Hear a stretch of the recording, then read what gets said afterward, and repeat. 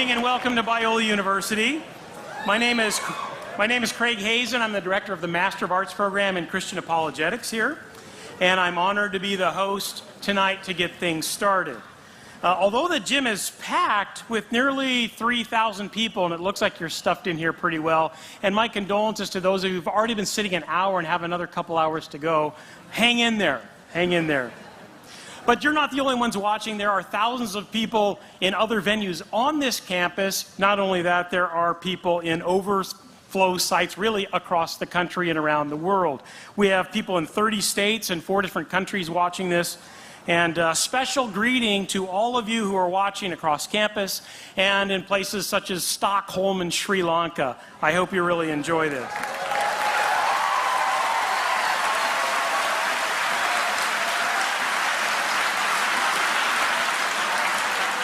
A special greeting to some distinguished guests tonight. William Lane Craig's wife, Jan, is here. Jan, it's good to see you. Betsy Hewitt is here.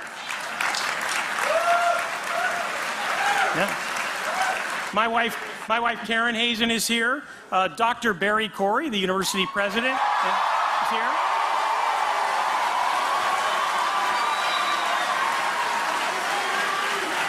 Yeah. We've got distinguished philosophers all over the place. Doug Divet, J.P. Morton, I hope, his wife. Good. All right. We're thrilled all of you could come. Well, this event was initiated by the Associated Students of Biola University, and it makes sense that AS President Eric Weaver should give a quick welcome on behalf of the student body. Eric, come on up.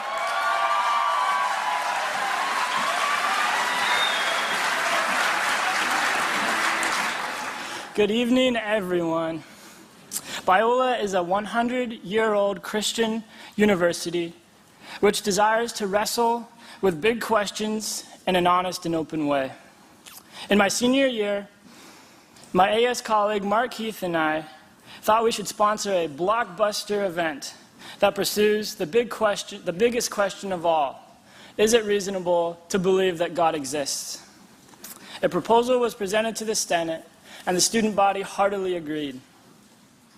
So we invited 2 acclaimed academic leaders in this area, William Lane Craig and Christopher Hitchens. And along with the wonderful people from the Apologetics program, we are thrilled to see it on display tonight.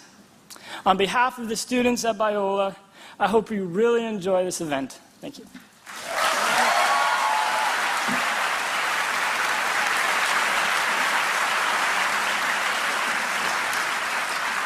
Thank you for representing the students, Eric. You're a senior. How's that job search going in this economy? Is that going well? Is that going? Yeah. We'll give you some help. Oh no, our career service is on Biola first rank. Thank you. Well, the students got this going, but there is one other important sponsor, and that is the program that I direct, the Master of Arts program in Christian Apologetics. If you like wrestling with the big questions, the existence of God, evidence for the resurrection, the problem of evil, the historical reliability of the Bible, reconciling science and faith, this really is a degree program for you. And if you're watching at a distance and you're thinking, I can't do it because I don't live in Southern California, that's not the case. We have this amazing distance learning program, and it's really open to anybody, and you don't need to relocate to Southern California, although it was a very nice day today. You might want to consider it. Although they've just taxed us into oblivion, so you may want to reconsider that. If you want to find out about these programs, check out biola.edu, biola.edu, and go to the Christian Apologetics page on that site. Well, how is this all going to work tonight? It's pretty straightforward. In fact, your handy-dandy program will tell you what's going on right up at the top inside panel, the program, numbers 1 through 8. It'll guide you through what's taking place every step of the way during the debate. So take a look at that. Toward the end, we will have some time for questions, but as you notice, there's no mic sitting up in the aisles. We are going to throw it open to the students. We have a student section up there. Bravo. Students of all stripes. Now, it's your job tonight to think up some tough questions. And I expect you to actually vet them. That is, you may have learned in school that there's no such thing as a dumb question. That is not true, okay? not to intimidate you, but check it out. Do peer review. If you come up with a question, run it by the person next to you or on either side, and let's see how it goes. So we'll throw it open for some Q&A time, and our thoughtful moderator will make sure it goes well. All right. Well, when we're done tonight, there's one other thing you need to be considering, and that is getting outside of this building to the pavilion right outside here and several places along the walkway to pick up the featured books tonight. One is God is Not Great by Christopher Hitchens, and another one is Reasonable Faith by William Lane Craig. These are the featured books. Pick them up and you can actually have them signed. To have them signed, just walk out this building, look for all the lights, and there's some tables out there, and our distinguished debaters will be out there signing books and answering your toughest questions right there at the table, I'm sure. If you've got a lot of books at home, in fact, you own a book so you don't need another one, perhaps you can buy some DVDs or CDs of some dynamite debates and lectures that Bill Craig has done around the world. These are first-rank materials, and our apologetics program is actually the center point for getting all of these. So if you want to get them tonight, they've got wonderful special deals. Check out the red flyer in your brochure, and that will tell you the scoop. You can even pre-order tonight's debate. If you'd like to get a copy of it, it's something you want to share with a lot of people. You can pre-order it tonight, fill out the form, take it to the table, and they'll move you right through. Well, we're delighted to have Mr. Hitchens here on campus, but we realize that we theists certainly have the home court advantage. I mean, being in a basketball court, that makes a lot of sense. After all, it's a Christian university, and it even says, all glory to God or something above the bleachers there. So clearly this is a home court advantage for the theists. And I imagine that the crowd here is over 2/3 evangelical Christian, although I'm thrilled to see the atheist and agnostic community turn out wearing T-shirts. I love that. Yeah, absolutely, yeah.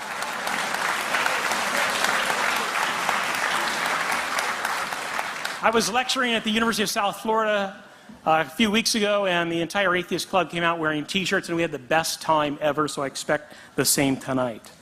Well, since we have the home court advantage, those of you who are theists, believers in God, please let's be polite to Christopher Hitchens. He's known to say a provocative thing or two. So if you could practice your polite golf clap. All right, let's practice that. Practice that. No shouting, no hooting. There'll be plenty of opportunity for it, but let's restrain ourselves. And those of you who are from the atheist and agnostic community, again, no shouting, no hooting, no hollering. In fact, Mr. Hitchens, I can guarantee, doesn't really need a lot of help. I just saw a video of him debating like 4 prominent evangelical theists in Dallas, and it really wasn't fair.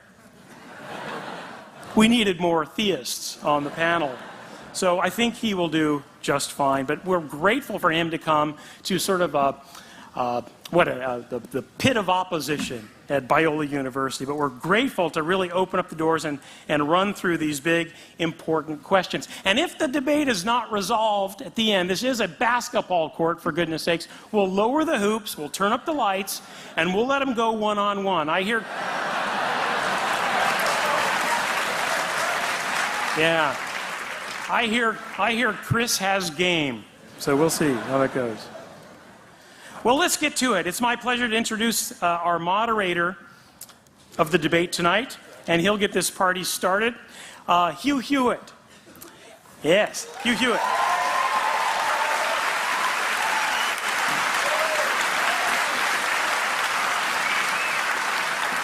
Hugh is a law professor and broadcast journalist whose nationally syndicated radio show is heard in more than 120 cities across the United States every weekday by more than 2 million listeners. By the way, locally, this program is heard on KRLA, which is 870 AM. I think it goes from like 3 to 6. Great program. In fact, I think it's one of the most important, smartest, fast-paced news and issues program on the airwaves today. So check that out. If you live in outlying regions, check hughhewitt.com to find out where he's broadcasting or podcasting. Professor Hewitt is a graduate of Harvard College and the University of Michigan Law School. He has been teaching constitutional law at Chapman University Law School since it opened in 1995. Hewitt is a frequent guest on all the big cable news networks and has written for the most important newspapers in the country. He's received 3 Emmys for his groundbreaking television work and is the author of 8 books, including 2 bestsellers.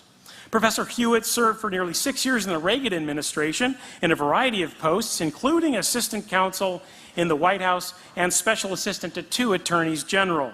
Don't miss his daily blog at hughhewitt.com.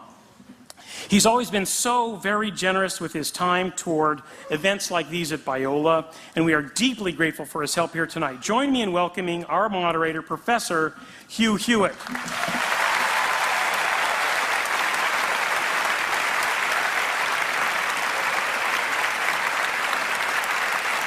Thank you, ladies and gentlemen.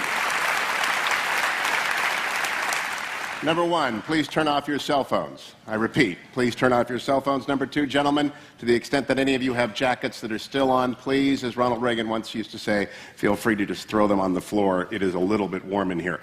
Our guests, by virtue of this crowd, it is obvious, need no introduction. I am not going to waste time, then, on elaborate introductions. I just wish to thank them both for being willing to participate in this most important of conversations. It is the best of times, it is the best of times for those who like to argue about God in the public square, largely because of the rise of new atheists such as Mr. Hitchens, Richard Dawkins, my friend William Lobdell, and others who have once again put to the center of the public stage the question of whether or not God does exist and whether or not Jesus Christ is his son. And it is up to people like William Lane Craig, prolific author, much beloved professor here, to enter into that conversation in a way that is both persuasive and winsome. And so without further ado, allow me to welcome up Vanity Fair columnist, prolific author, my friend and champion of freedom, Christopher Hitchens.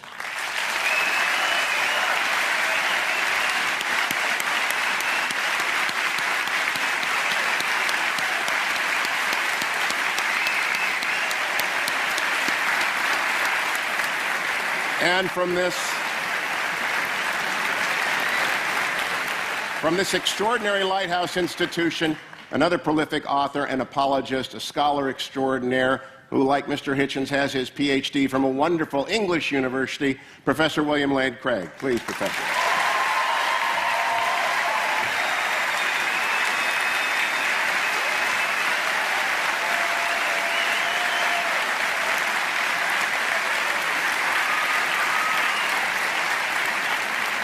It's a very structured debate according to classical lines until the questions at the end. We begin with an opening argument, 20 minutes, to Professor Craig. Professor? Ooh.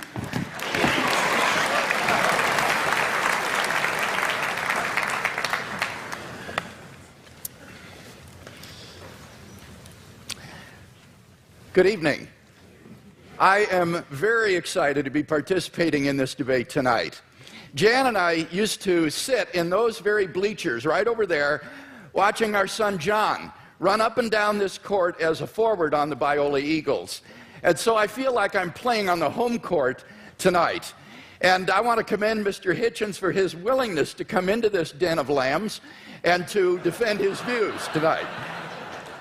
On the other hand, if I know Biola students, I suspect that a good many of you, when you came in tonight, said to yourself, I'm going to check my own views at the door, and I'm going to assess the arguments as objectively as possible.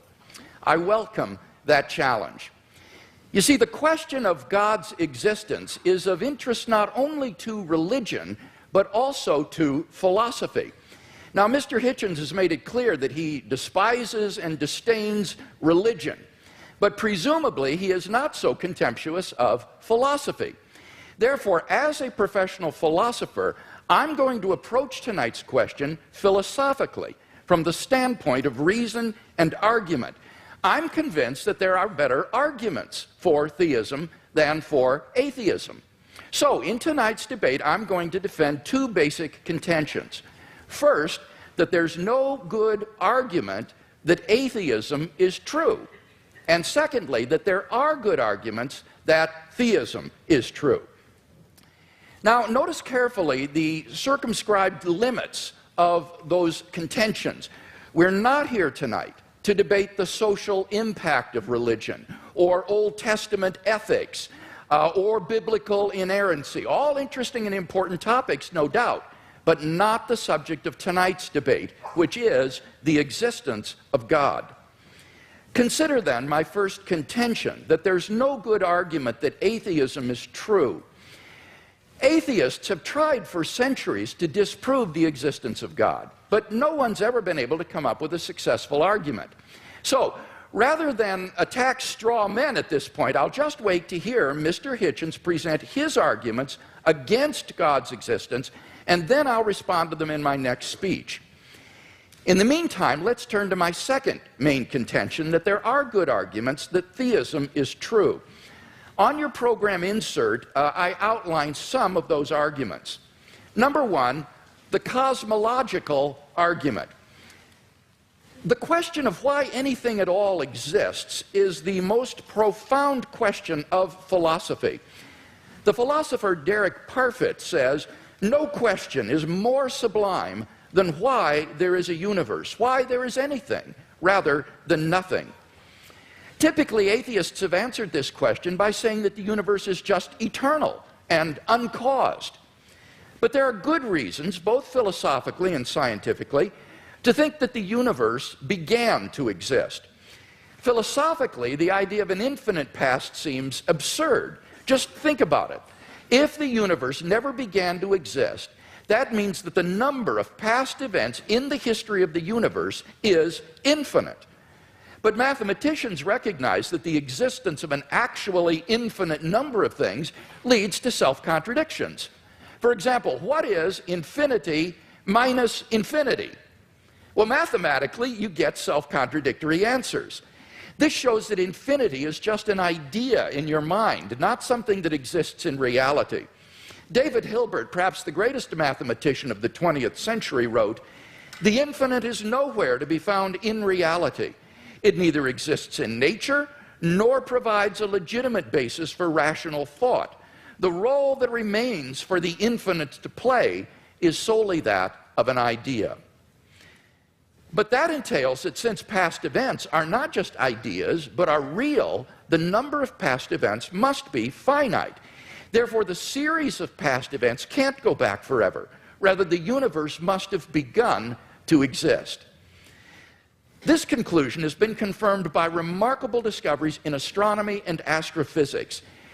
In one of the most startling developments of modern science, we now have pretty strong evidence that the universe is not eternal in the past, but had an absolute beginning about 13 billion years ago in a cataclysmic event known as the Big Bang. What makes the Big Bang so startling is that it represents the origin of the universe from literally nothing. For all matter and energy, even physical space and time themselves, came into being at the Big Bang.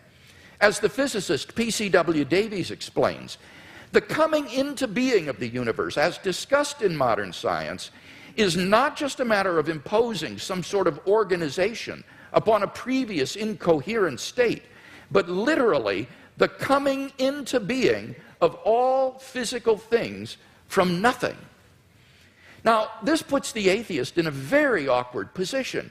As Anthony Kinney of Oxford University urges, a proponent of the Big Bang theory, at least if he is an atheist, must believe that the universe came from nothing and by nothing.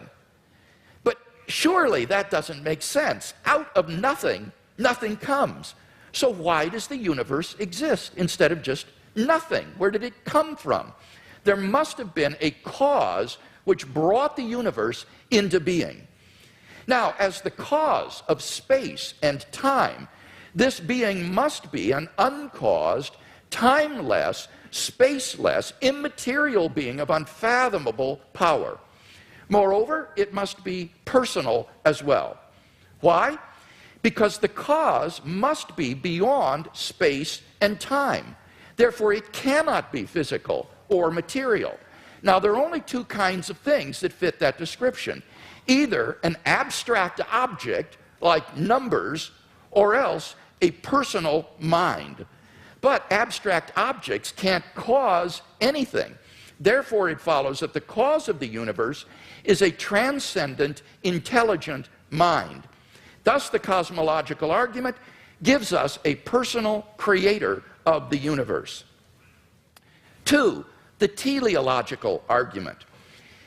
In recent decades, scientists have been stunned by the discovery that the initial conditions of the Big Bang were fine-tuned for the existence of intelligent life with a precision and delicacy that literally defy human comprehension. This fine-tuning is of two sorts. First, when the laws of nature are expressed as mathematical equations, you find appearing in them certain constants, like the gravitational constant. These constants are not determined by the laws of nature. The laws of nature are consistent with a wide range of values for these constants. Second, in addition to these constants, there are certain arbitrary quantities put in as initial conditions on which the laws of nature operate. For example, the amount of entropy or the balance between matter and antimatter in the universe. Now, all of these constants and quantities fall into an extraordinarily narrow range of life-permitting values. Were these constants or quantities to be altered by less than a hair's breadth, the balance would be destroyed and life would not exist.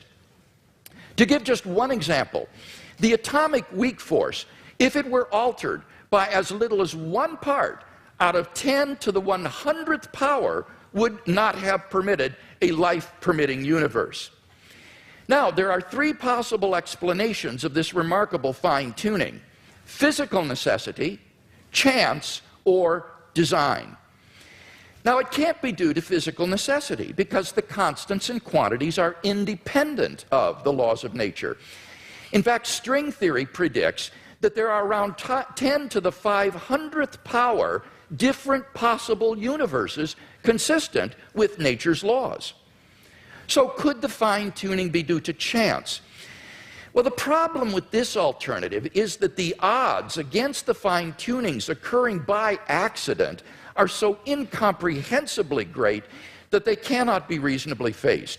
The probability that all the constants and quantities would fall by chance alone into the infinitesimal life-permitting range is vanishingly small. We now know that life-prohibiting universes are vastly more probable than any life-permitting universe. So if the universe were the product of chance, the odds are overwhelming that it would be life-prohibiting. In order to rescue the alternative of chance, its proponents have therefore been forced to resort to a radical metaphysical hypothesis, namely that there exists an infinite number of randomly ordered, undetectable universes composing a sort of world ensemble or multiverse of which our universe is but a part. Somewhere in this infinite world ensemble, finely tuned universes will appear by chance alone, and we happen to be one such world.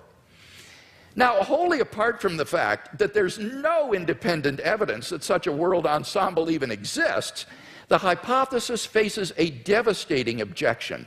Namely, if our universe is just a random member of an infinite world ensemble, then it is overwhelmingly more probable that we should be observing a much different universe than what we in fact observe. Roger Penrose has calculated that it is inconceivably more probable that our solar system should suddenly form through a random collision of particles than that a finely tuned universe should exist. Penrose calls it utter chicken feed by comparison. So, if our universe were just a random member of a world ensemble, it is inconceivably more probable that we should be observing an orderly region no larger than our solar system. Observable universes like those are simply much more plenteous in the world ensemble than finely tuned worlds like ours, and therefore ought to be observed by us. Since we do not have such observations, that fact strongly disconfirms the multiverse hypothesis. On atheism, at least, then, it is highly probable that there is no world ensemble. The fine-tuning of the universe is therefore plausibly due neither to physical necessity nor to chance. It therefore follows logically that the best explanation is design. Thus, the teleological argument gives us an intelligent designer of the cosmos. 3. the moral argument. If God does not exist, then objective moral values do not exist. By objective moral values, I mean moral values which are valid and binding, whether we believe in them or not. Many theists and atheists agree that if God does not exist, then moral values are not objective in this way. Michael Roos, a noted philosopher of science, explains, the position of the modern evolutionist is that morality is a biological adaptation, no less than our hands and feet and teeth. Considered as a rationally justifiable set of claims about an objective something, ethics is illusory. I appreciate that when somebody says, love thy neighbor as thyself, they think they are referring above and beyond themselves. Nevertheless, such reference is truly without foundation. Morality is just an aid to survival and reproduction, and any deeper meaning is illusory. Like Professor Roos, I just don't see any reason to think that in the absence of God, the morality which has emerged among these imperfectly evolved primates we call Homo sapiens is objective. And here Mr. Hitchens seems to agree with me. He says moral values are just innate predispositions ingrained into us by evolution. Such predispositions, he says, are inevitable for any animal endowed with social instincts. On the atheistic view, then, an action like rape is not socially advantageous, and so in the course of human development has become taboo. But that does absolutely nothing to prove that rape is really morally wrong. On the atheistic view, there's nothing really wrong with raping someone. But the problem is that objective values do exist, and deep down we all know it. In moral experience, we apprehend a realm of objective moral goods and evils. Actions like rape, cruelty, and child abuse aren't just socially unacceptable behavior, they're moral abominations. Some things, at least, are really wrong. Similarly, love, equality, and self-sacrifice are really good. But then it follows logically and necessarily that God exists. Number 4, the resurrection of Jesus. The historical person, Jesus of Nazareth, was a remarkable individual. Historians have reached something of a consensus that the historical Jesus came on the scene with an unprecedented sense of divine authority, the authority to stand and speak in God's place. He claimed that in himself the kingdom of God had come, and as visible demonstrations of this fact, he carried out a ministry of miracle working and exorcisms. But the supreme confirmation of his claim was his resurrection from the dead.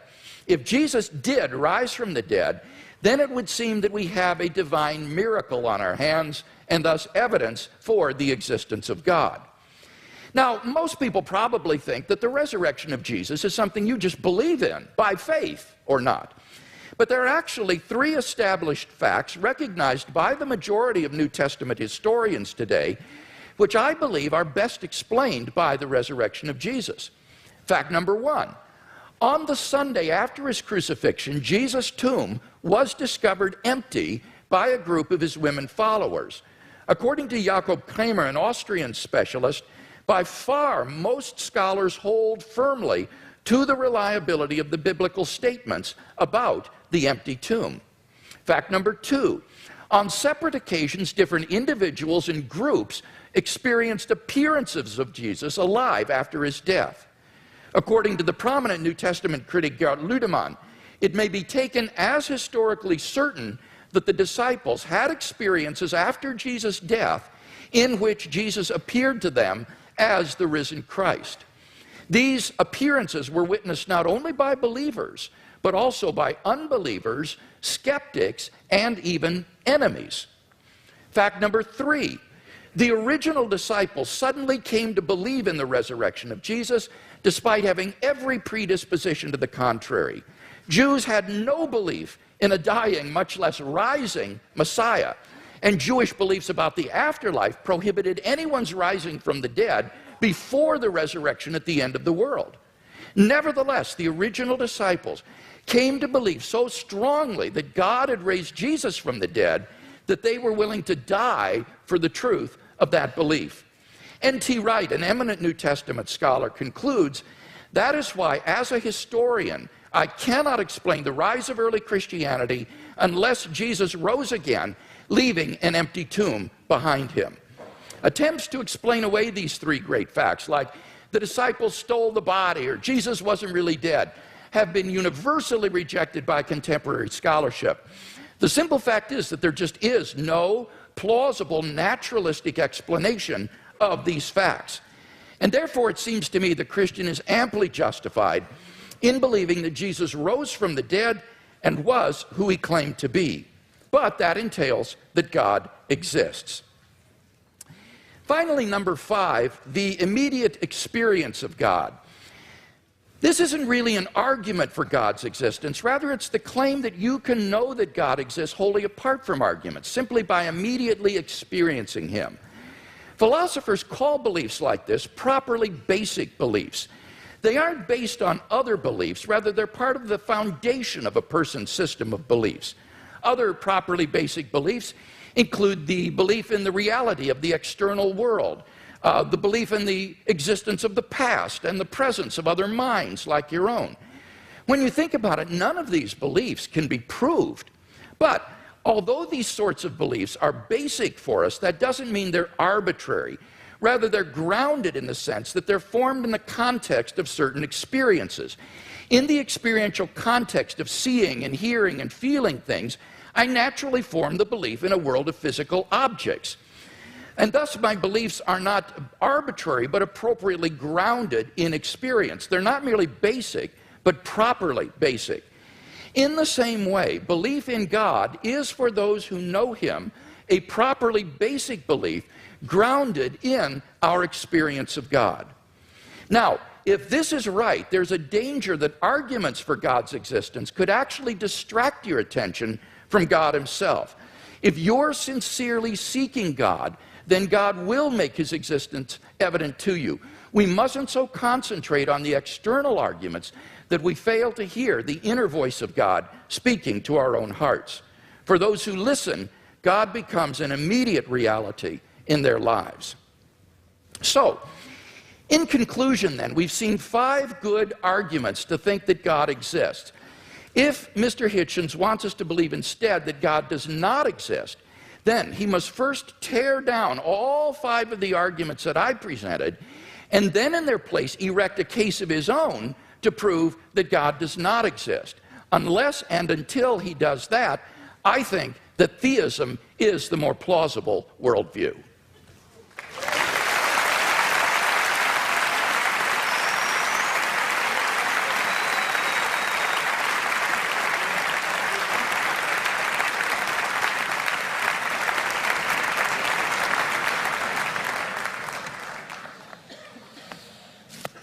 Well, am I audible? Am I audible to all? Yes. Well, ladies and gentlemen, brothers and sisters, comrades, friends, thanks for coming out, as Senator Larry Craig actually did say at his press conference. Thank you, Mr. Hewitt and Dr. Craig, for being among the very many Christians who have so generously and hospitably and warmly taken me up on the challenge I issued when I started my little book tour, and welcomed me to your places to have this most important of all discussions. I can't express my gratitude enough. Thanks to the very nice young ladies who I ran into at the Elephant Bar this afternoon. Well, I hadn't expected a posse of Biola students to be on staff, but where I thought, God, they're everywhere now.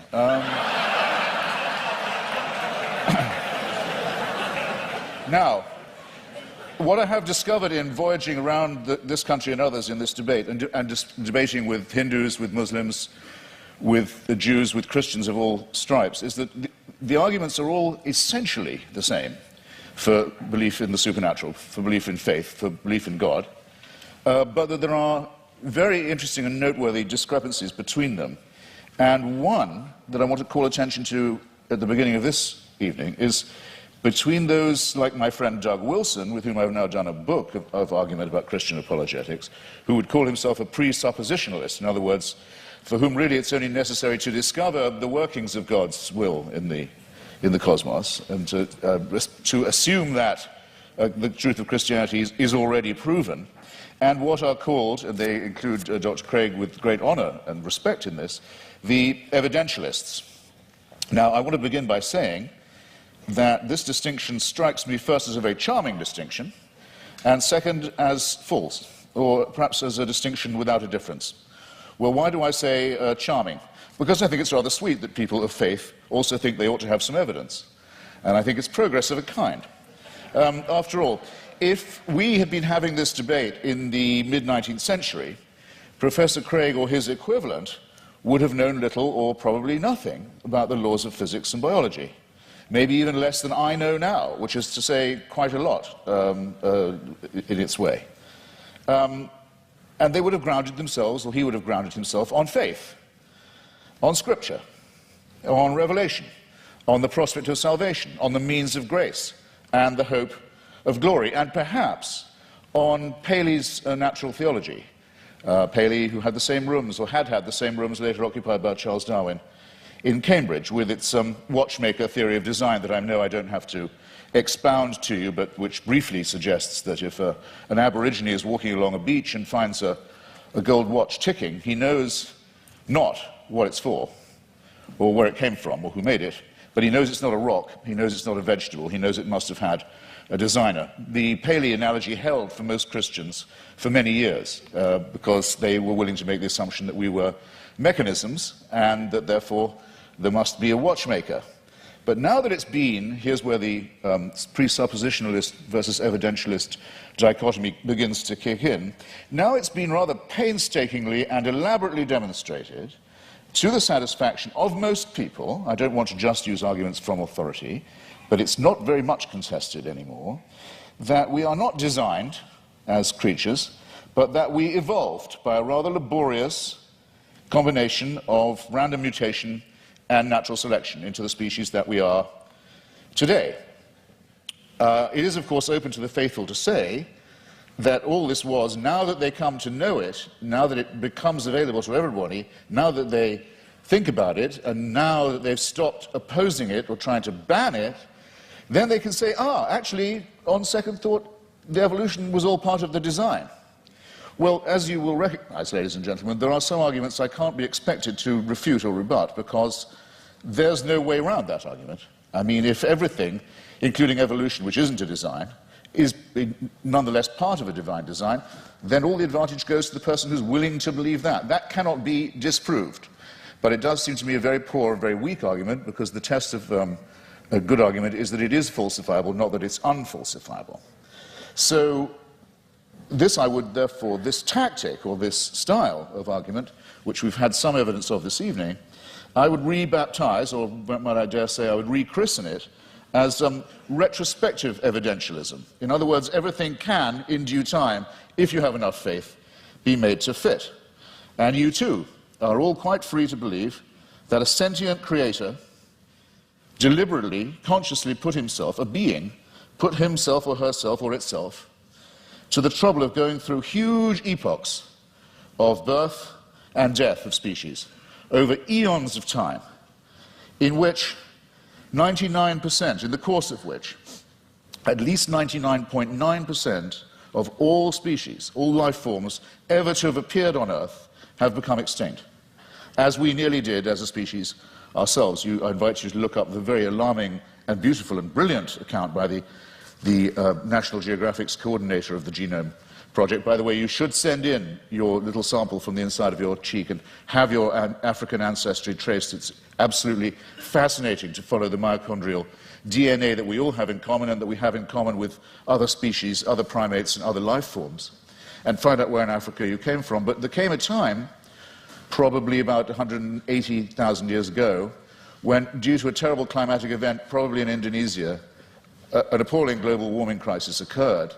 And the estimate is that the number of humans in Africa went down to between 40 and 30,000. this close, think about fine-tuning, this close to joining every other species that had gone extinct. And that's our Exodus story, is that somehow we don't know how, because it's not written in any scripture, it's not told in any book, it's not part of any superstitious narrative, but somehow the escape from Africa to cooler latitudes was made. But that's how close it was. You have to be able to imagine that all this mass extinction and death and randomness is the will of a being.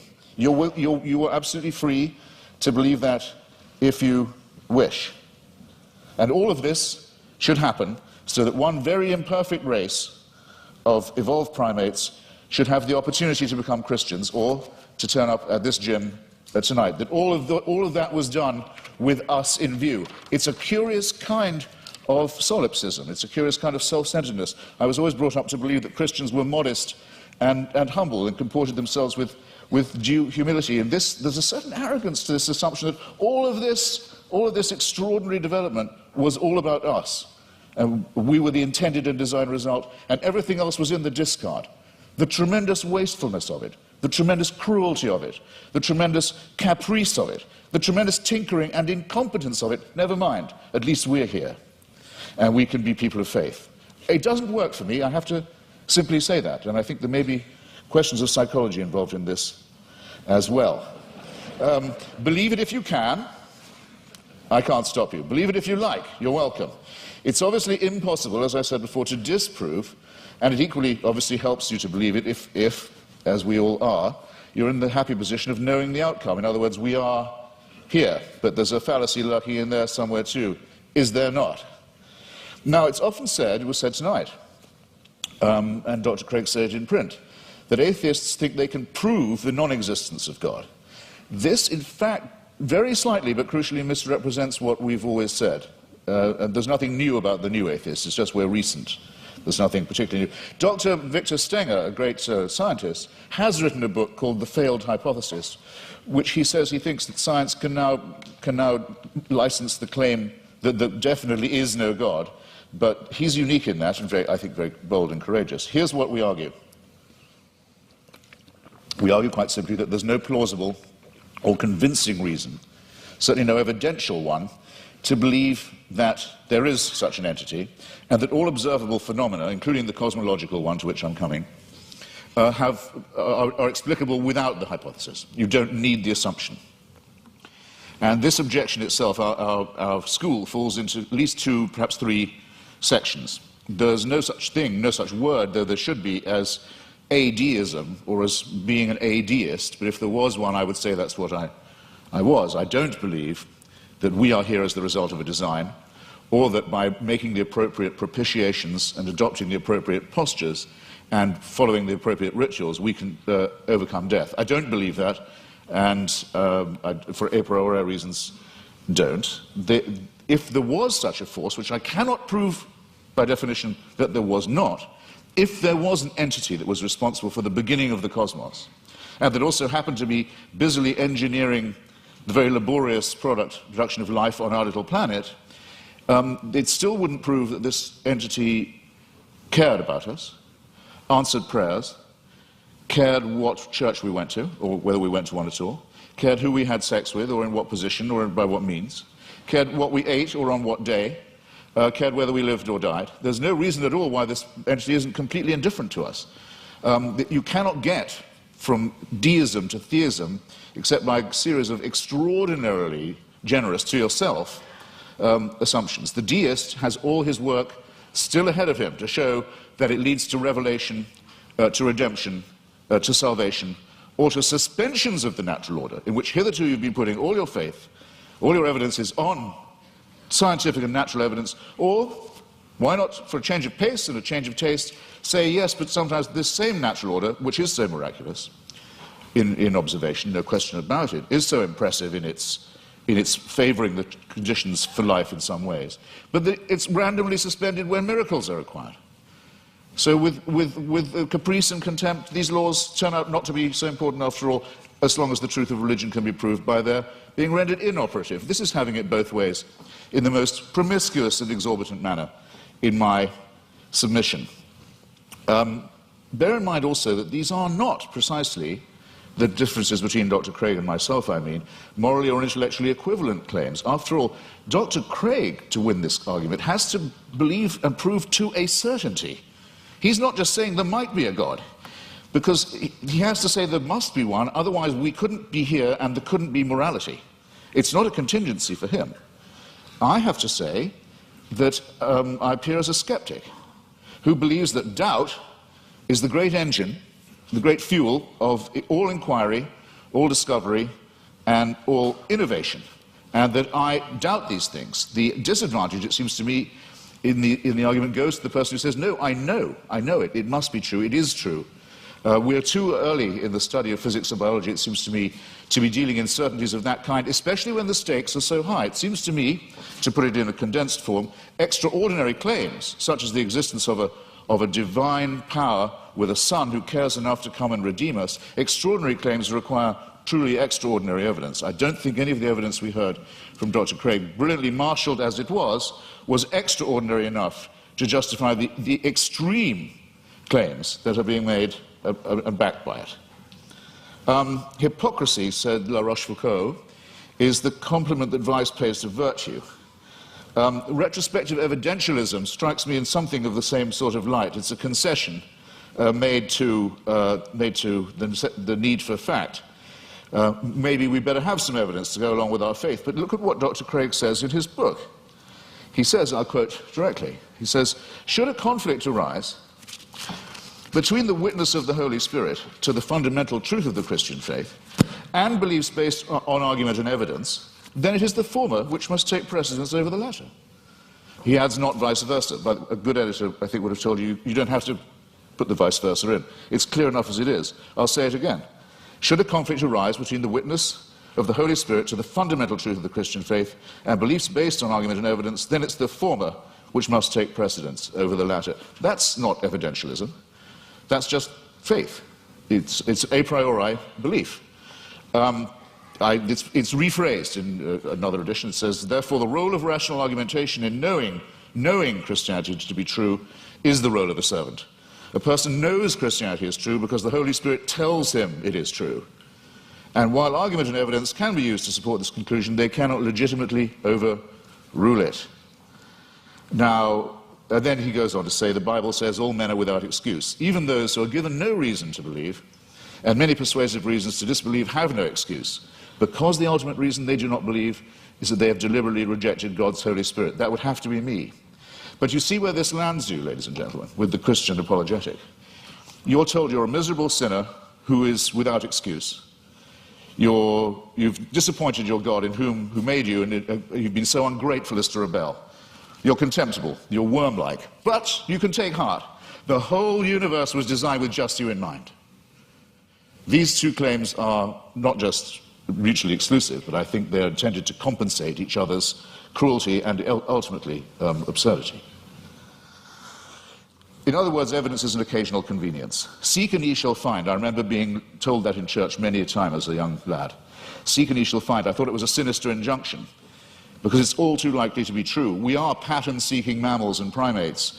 If we can't get good evidence, we'll go for junk evidence. If we can't get a real theory, we'll go with a conspiracy theory. You see it all the time.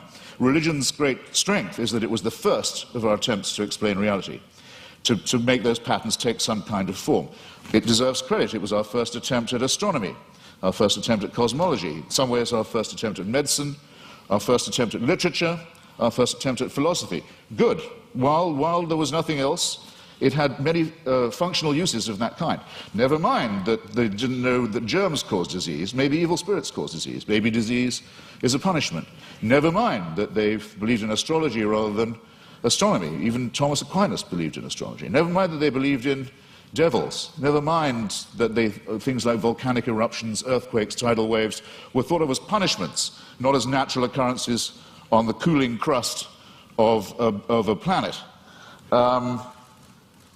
The pattern seeking has gone too far.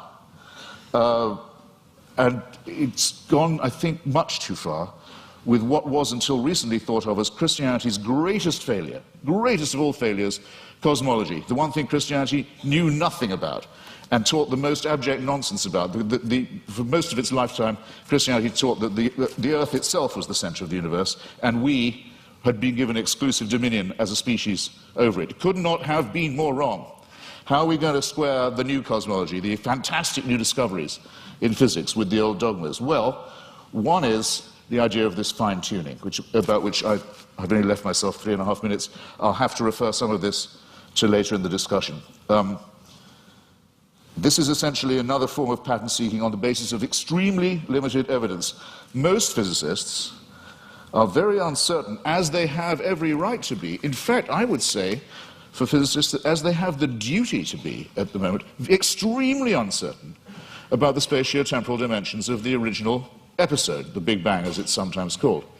We're in the very, very early stages of this inquiry. We hardly know what we don't know about the origins of the universe.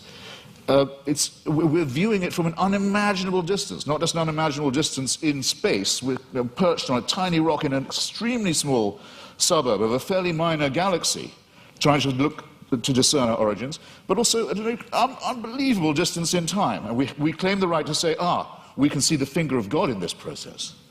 It's an extraordinarily arrogant assumption. It either deserves a Nobel Prize in physics, which it hasn't yet got, I notice. I don't know any physicist who believes these assumptions are necessary, or it deserves a charge of hubris. Let me make 3 tiny, quick objections to it as it stands, and I'm no more a physicist than most of you are. I'll make these lay objections. 1, was there pre-existing material for this extra spatio-temporal being to work with? Or did he just will it into existence, the ex nihilo? Who designed the designer? Don't you run the risk with the presumption of a God and a designer and an originator of asking, well, where does that come from, where does that come from, and locking yourself into an infinite regress? Why are there so many shooting stars, collapsed suns, failed galaxies? We can see with the aid of a telescope, sometimes we can see with the naked eye. The utter failure, the total destruction of gigantic, unimaginable sweeps of outer space. Is this fine-tuning, or is it extremely random, capricious, cruel, mysterious, and incompetent? And have you thought of the nothingness that's coming? We know we have something now, and we speculate about what it might have come from, and there's a real question about ex nihilo, but nihilo is coming to us. In the night sky, you can already see the Andromeda Galaxy. It's heading straight for ours on a collision course. Is that part of a design? Was it fine-tuned to do that? We know that from the red light shift of the Hubble telescope, or rather Edwin Hubble's original discovery, the universe is expanding away from itself at a tremendous rate. It was thought that rate would go down for Newtonian reasons. No, it's recently been proved by Professor Lawrence Krauss, the rate of expansion is increasing. Everything is exploding away even faster. Nothingness is certainly coming. Who designed that? And that's all if before these things happen, we don't have the destruction of our own little solar system, in which already there's only one planet where anything like life can possibly be supported. All the other planets are too hot or too cold to support any life at all, and the sun is due to swell up, burn us to a crisp, boil our oceans and die, as we've seen all the other suns do in the night sky. This is not fine-tuning, ladies and gentlemen, and if it's the work of a designer, then there's an indictment to which that designer may have to be subjected. I'm out of time. I'm very grateful for your kindness and hospitality. Thank you.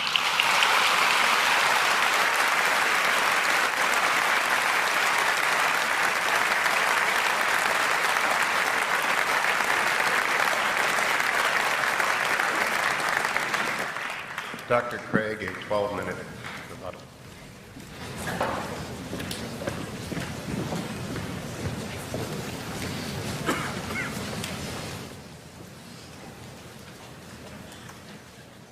You'll remember that in my opening speech, I said I would defend 2 basic contentions in tonight's debate. First, that there's no good argument that atheism is true. Now, far from being a point of contention tonight, as far as I understood Mr. Hitchens' last speech, he would agree with that first statement, that there is no good argument that atheism is true. He says, I simply don't have any positive reason to believe in God, but he doesn't really give an argument against God's existence. Indeed, he seems to suggest that's impossible.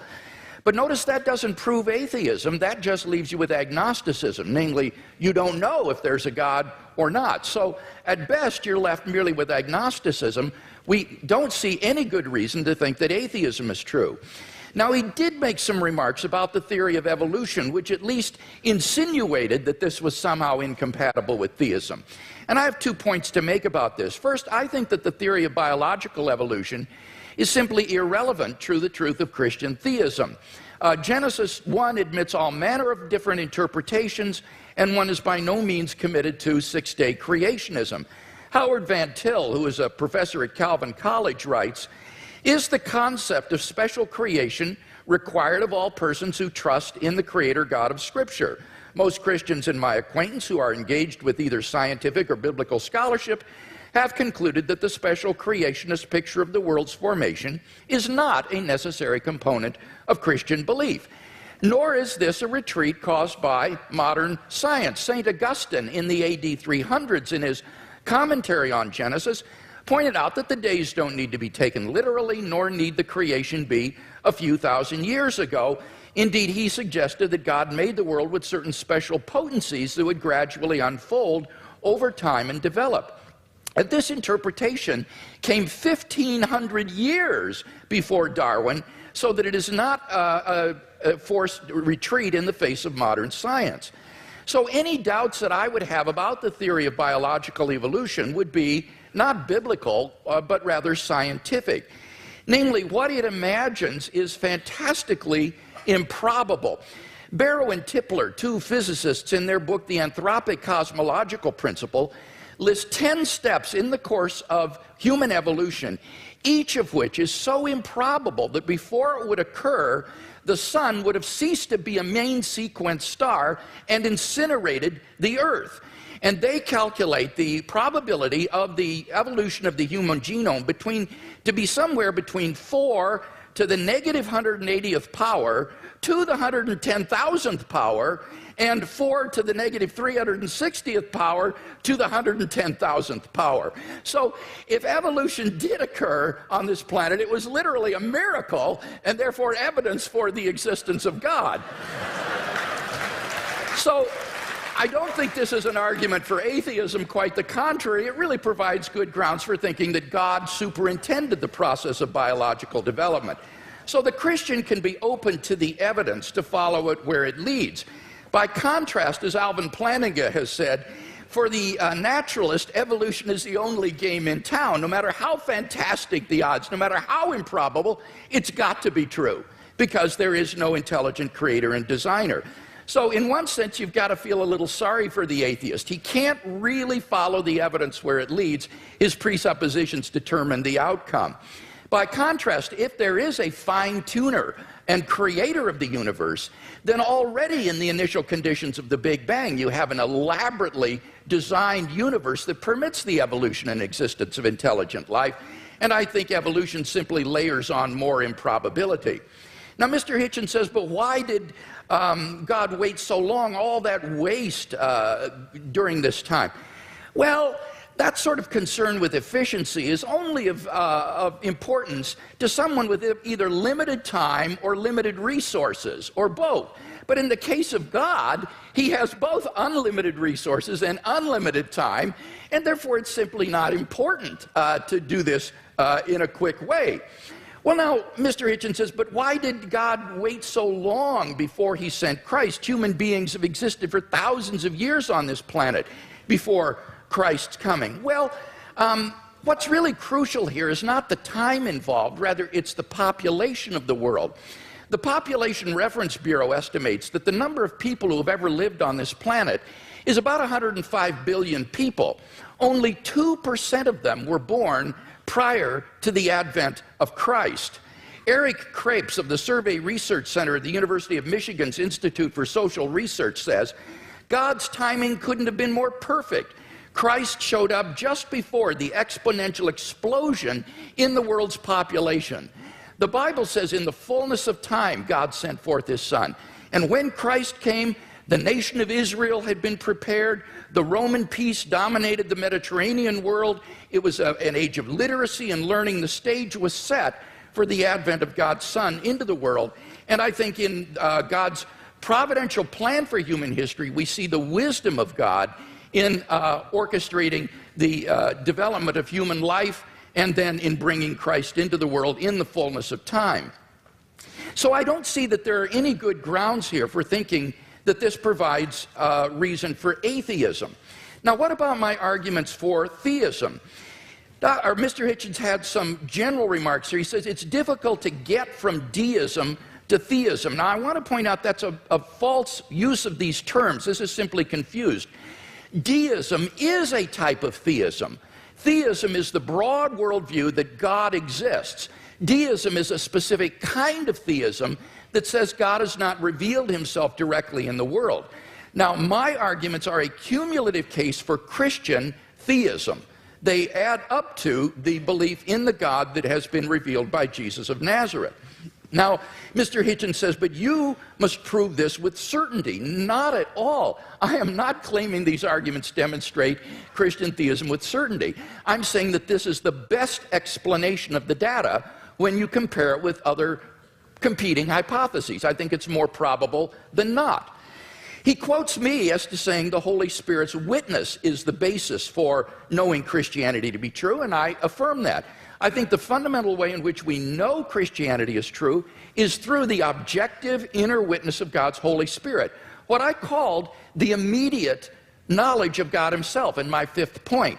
On the basis of that, we have a properly basic belief in the existence of God and the truth of Christianity. But when it comes to showing someone else that what we know through the witness of the Holy Spirit is true, here we appeal to argument and evidence as I've done tonight. And the arguments and evidence that I've appealed to are largely deductive arguments. This isn't retrospective evidentialism. These are deductive arguments. If the premises are true, then you cannot deny the conclusion on pain of irrationality because the conclusions follow with logical necessity from the premises. So the only way to deny the conclusion is you've got to show me which of the premises are false.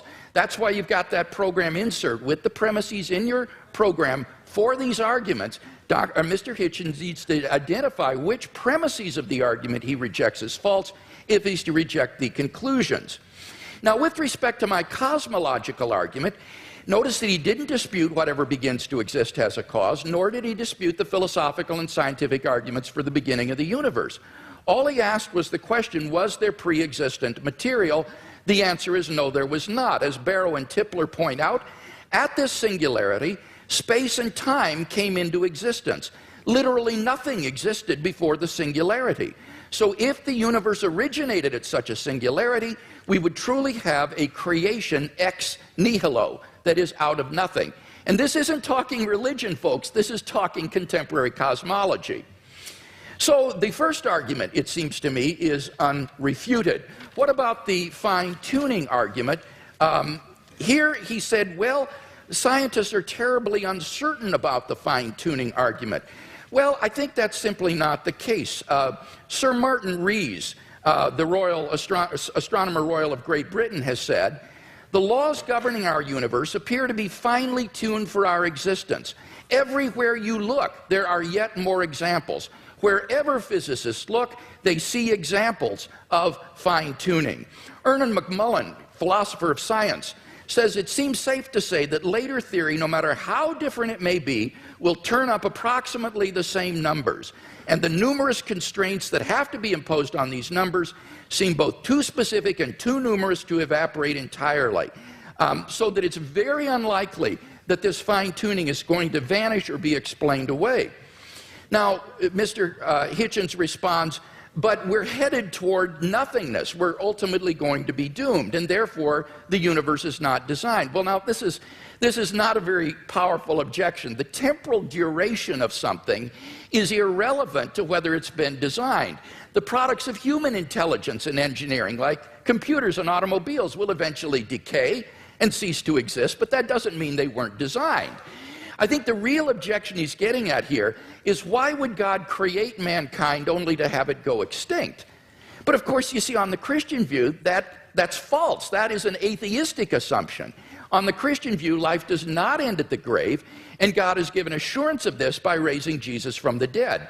So the objection simply has no purchase against Christian theism. So it seems to me that the fine-tuning argument is also unrefuted. What about the moral argument? We saw that without God there are no objective moral values. Mr. Hitchens agrees with this, and yet he himself affirms over and over again moral statements like the moral reprobation of religious intolerance and violence in the name of religion. So he does affirm objective values, but without any basis for it. What I can offer him as a theist is a transcendent basis for the objective moral values and duties that we both want to affirm. Fourthly, the resurrection of Jesus. Again, there was no response to this. Let me simply quote N.T. Wright in his recent study of the resurrection. He says that the empty tomb and the appearances of Jesus have a historical probability so high as to be virtually certain, like the death of Augustus in AD 14 or the fall of Jerusalem in AD 70. So we are on very solid ground in affirming these three facts that I mentioned in my opening speech, and I can't think of any better explanation than the ones that the eyewitness gave, namely that God raised Jesus from the dead. Finally, the immediate experience of God. Unless Mr. Hitchens can show that I'm psychologically deranged or delusional, it seems to me I'm perfectly rational on the basis of my immediate experience of God to believe that God exists and that therefore this for me is a properly basic belief. So I think all of these arguments stand intact despite his refutation. We've seen no argument for atheism, so clearly the weight of the evidence falls on the side of the scale for Christian theism tonight.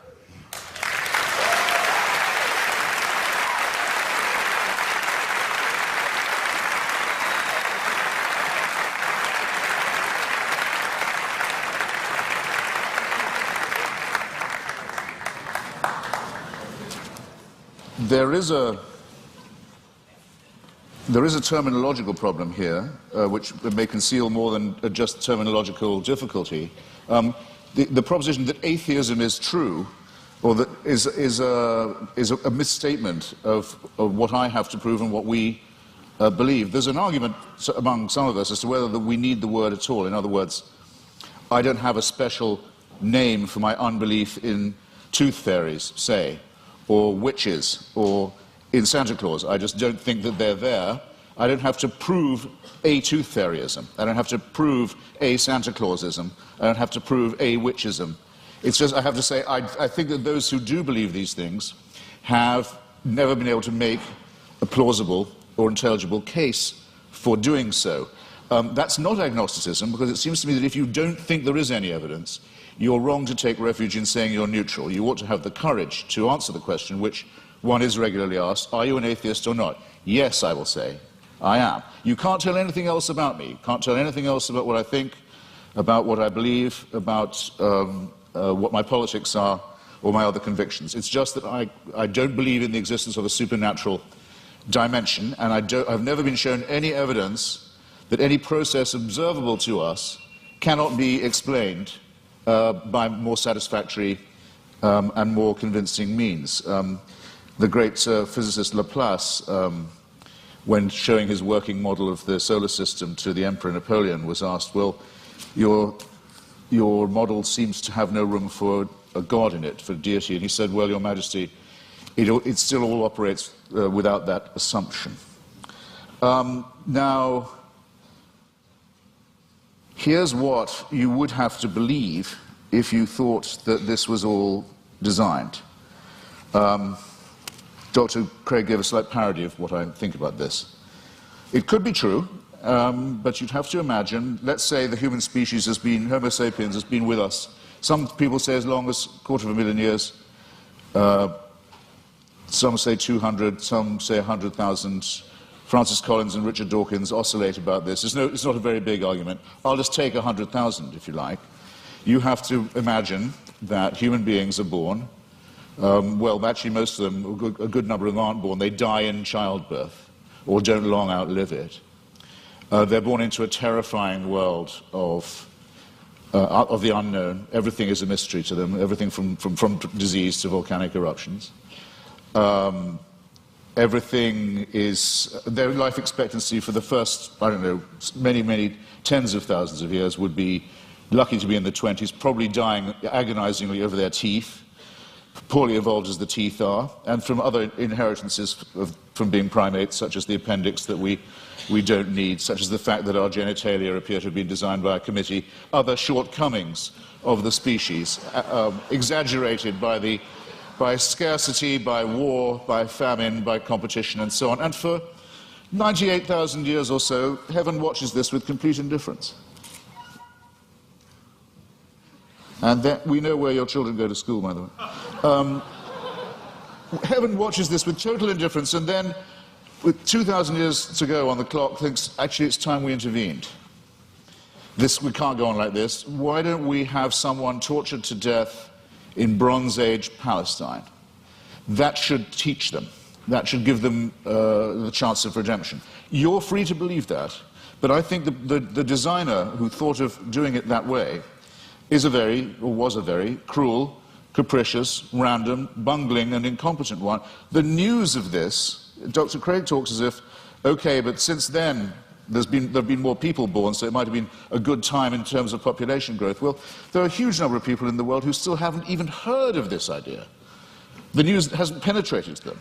Or where it has, it's been brought to them by people who Dr. Craig doesn't think of as Christians, such as Mormons, for example. And it's taught to them in many discrepant and competitive and indeed incompatible and violently irreconcilable ways. And there's been a lot of argument in the church and the churches all this time about, well, okay, what is the answer to that? What about all the people who never could have heard the good news, or who never will hear it, or still haven't been reached by it, and who've died not knowing about it? What happens to them? How can they be saved? Well, the argument is that it's all somehow made retrospective. And with so many of these arguments, I just comment on these, well, how convenient. Because if you're willing to make assumptions of this kind, then really evidence is only ancillary to what you are advancing. Now, I didn't have the chance... Oh, and just on Mr. Wright, sorry, I scrawled a note to myself. In your first round, Doctor, you said that N.T. Wright, who's an impressive person, says that no explanation of the success of Christianity is possible that doesn't rest on the terms of its being true. In other words, Wright says it was so successful, it must have been, and the people were so strongly motivated to believe it that it must have been true. I regard that as a very, very unsafe assumption. Or if it is a safe one, then it must surely apply to Islam and to Mormonism. I mean, these are two very, very, very fast-growing religions, have people prepared to sacrifice enormously for it, have ancestors who were absolutely determined of the truth of it at the time, and who made extraordinary conquests in its name. If you're going to grant this for one religion, it seems to me you have to be willing, not just willing, you may indeed be compelled to make this concession for all of them. And that, I think, would be not just an unsafe assumption, but for most of you here, a distinctly unwelcome one. Now, I didn't get the chance, because I out-talked myself, and I'm sorry for it, to get to the moral dimension. And I'm interested that the word objective morality is the one that Dr. Craig chooses. Usually arguments about morality are whether morality is, so to say, absolute, or whether it's relative. As to objectivity, I think it's a very good compromise word, by the way, and I'm very happy to accept it.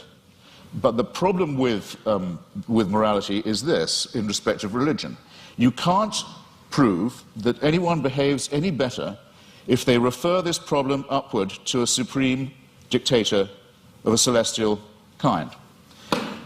There are two questions that I've asked in public, and I'll try them again, because I try them on every audience. They're very simple ones. First, you have to name for me, or challenges, let's say, rather than questions. You have to name for me an ethical action, or an ethical statement, or moral action, moral statement made, or undertaken by a believer that I couldn't undertake or say, I couldn't state or do. I haven't yet had an example pointed out of that to me. In other words, that a person of faith would have an advantage by being able to call upon divine sanction. Whereas if I ask you to think of a wicked act undertaken by someone in the name of God or because of their faith, you wouldn't have, or a wicked statement made, you wouldn't have that much difficulty, I think, in coming up with an example right away. The genital mutilation community, for example, is almost exclusively religious. The suicide bombing community is almost exclusively religious. There are injunctions for genocide in the Old Testament. There are injunctions and warrants for slavery and racism in the Old Testament too. There's simply no way of deriving morality and ethics from the supernatural.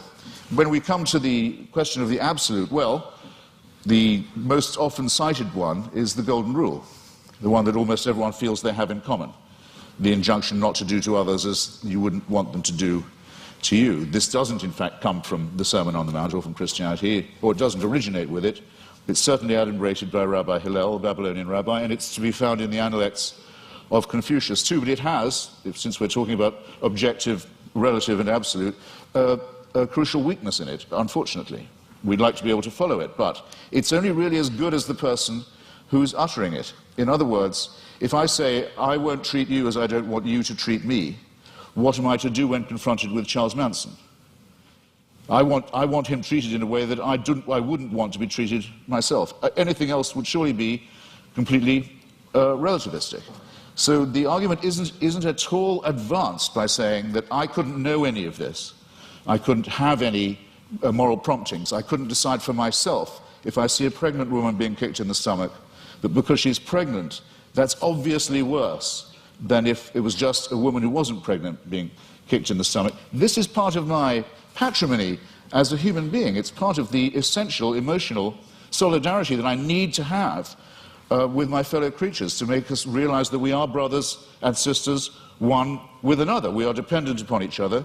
We have duties. We have expectations of one another. And that if we didn't have these and try and fulfill them, we couldn't have got as far as we have. We couldn't have evolved as a species. We couldn't have ever had a society. There's never been a society found where rape and murder and perjury are not condemned. And these moral discoveries long, or absolutes if you want to call them that, long predate the arrival of anything recognizable as monotheism. It's a bit like the argument of free will. People say, well, how do you have free will? Do you think you do have it? Well, it's a very, very difficult subject indeed. Some religions say you don't, in effect, have it. That all is determined by heaven. You're really only a plaything in a larger game. I take that to be some of the point of Calvinism. There are some schools of Islam also that say it is only as Allah wills. There's no will of yours really involved, as long as you're willing to make the prostration and the obedience. So the connection between religion and free will isn't as simple, as easy as some people like to think it is.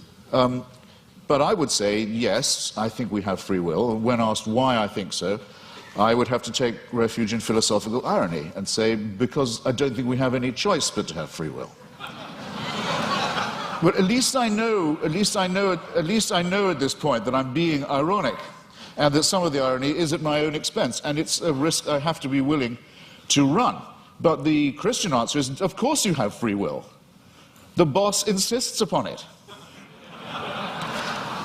This somewhat degrades the freedom and redefines the idea of will. And it seems to me also that there's something degrading in the idea of saying that morality is derived in the same way, that it comes from on high, that we ourselves are not good enough, that we don't have the dignity, we don't have the self-respect, we don't have the character to know a right action or a right statement when we see it or when we want to perform it. It's this servile element in religion.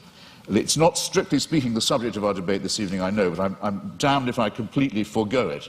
It's the idea that buried in the religious impulse is actually the wish to be unfree, is the wish for an immovable, unchangeable, celestial authority, a kind of heavenly North Korea that will take our decisions away from us and commit us only to worship and praise and thank a great leader and his son, the dear leader, forever and ever and ever. I'm so glad there's no evidence that this is true. Thank you.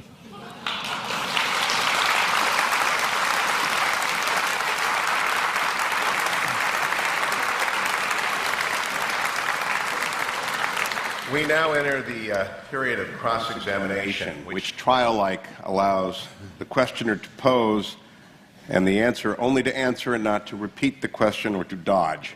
6 minutes of questions begin to Dr. Craig, followed by 6 minutes of questions to Mr. Hitchens. Dr. Craig, your questions for Mr. Hitchens. All right, let's talk first about whether there are any good arguments to think that atheism is true.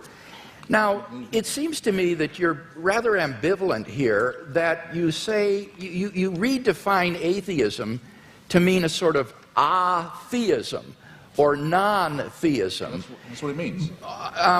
But how do you distinguish then the different varieties of non-theism? For example, what is normally called atheism, agnosticism, or the view of verificationists that the statement God exists is simply meaningless? Well, I mean, there are different schools of atheism, as you say, but there's no claim I know how to make that says atheism is true, because atheism is the statement that a certain proposition isn't true. So I wish you'd get this bit right, because there you go again. Well, I just devoted a little time to this. I said it is not in itself a belief or a system. It simply says you can get by better, probably, we think, without the assumption that no one who wants you to worship a God has ever been able to come up with a good enough reason to make you do it. Now, so the point is, though, that on your definition of atheism or non-theism, it really embodies a diversity of views, such as agnosticism, what is normally called atheism, or this verificationism. Now, which of those do you hold to within this umbrella of atheism? Are you an atheist who asserts the proposition God does not exist, or do you simply withhold belief in God in the way the agnostic does? Right. On some days, I'm a greater.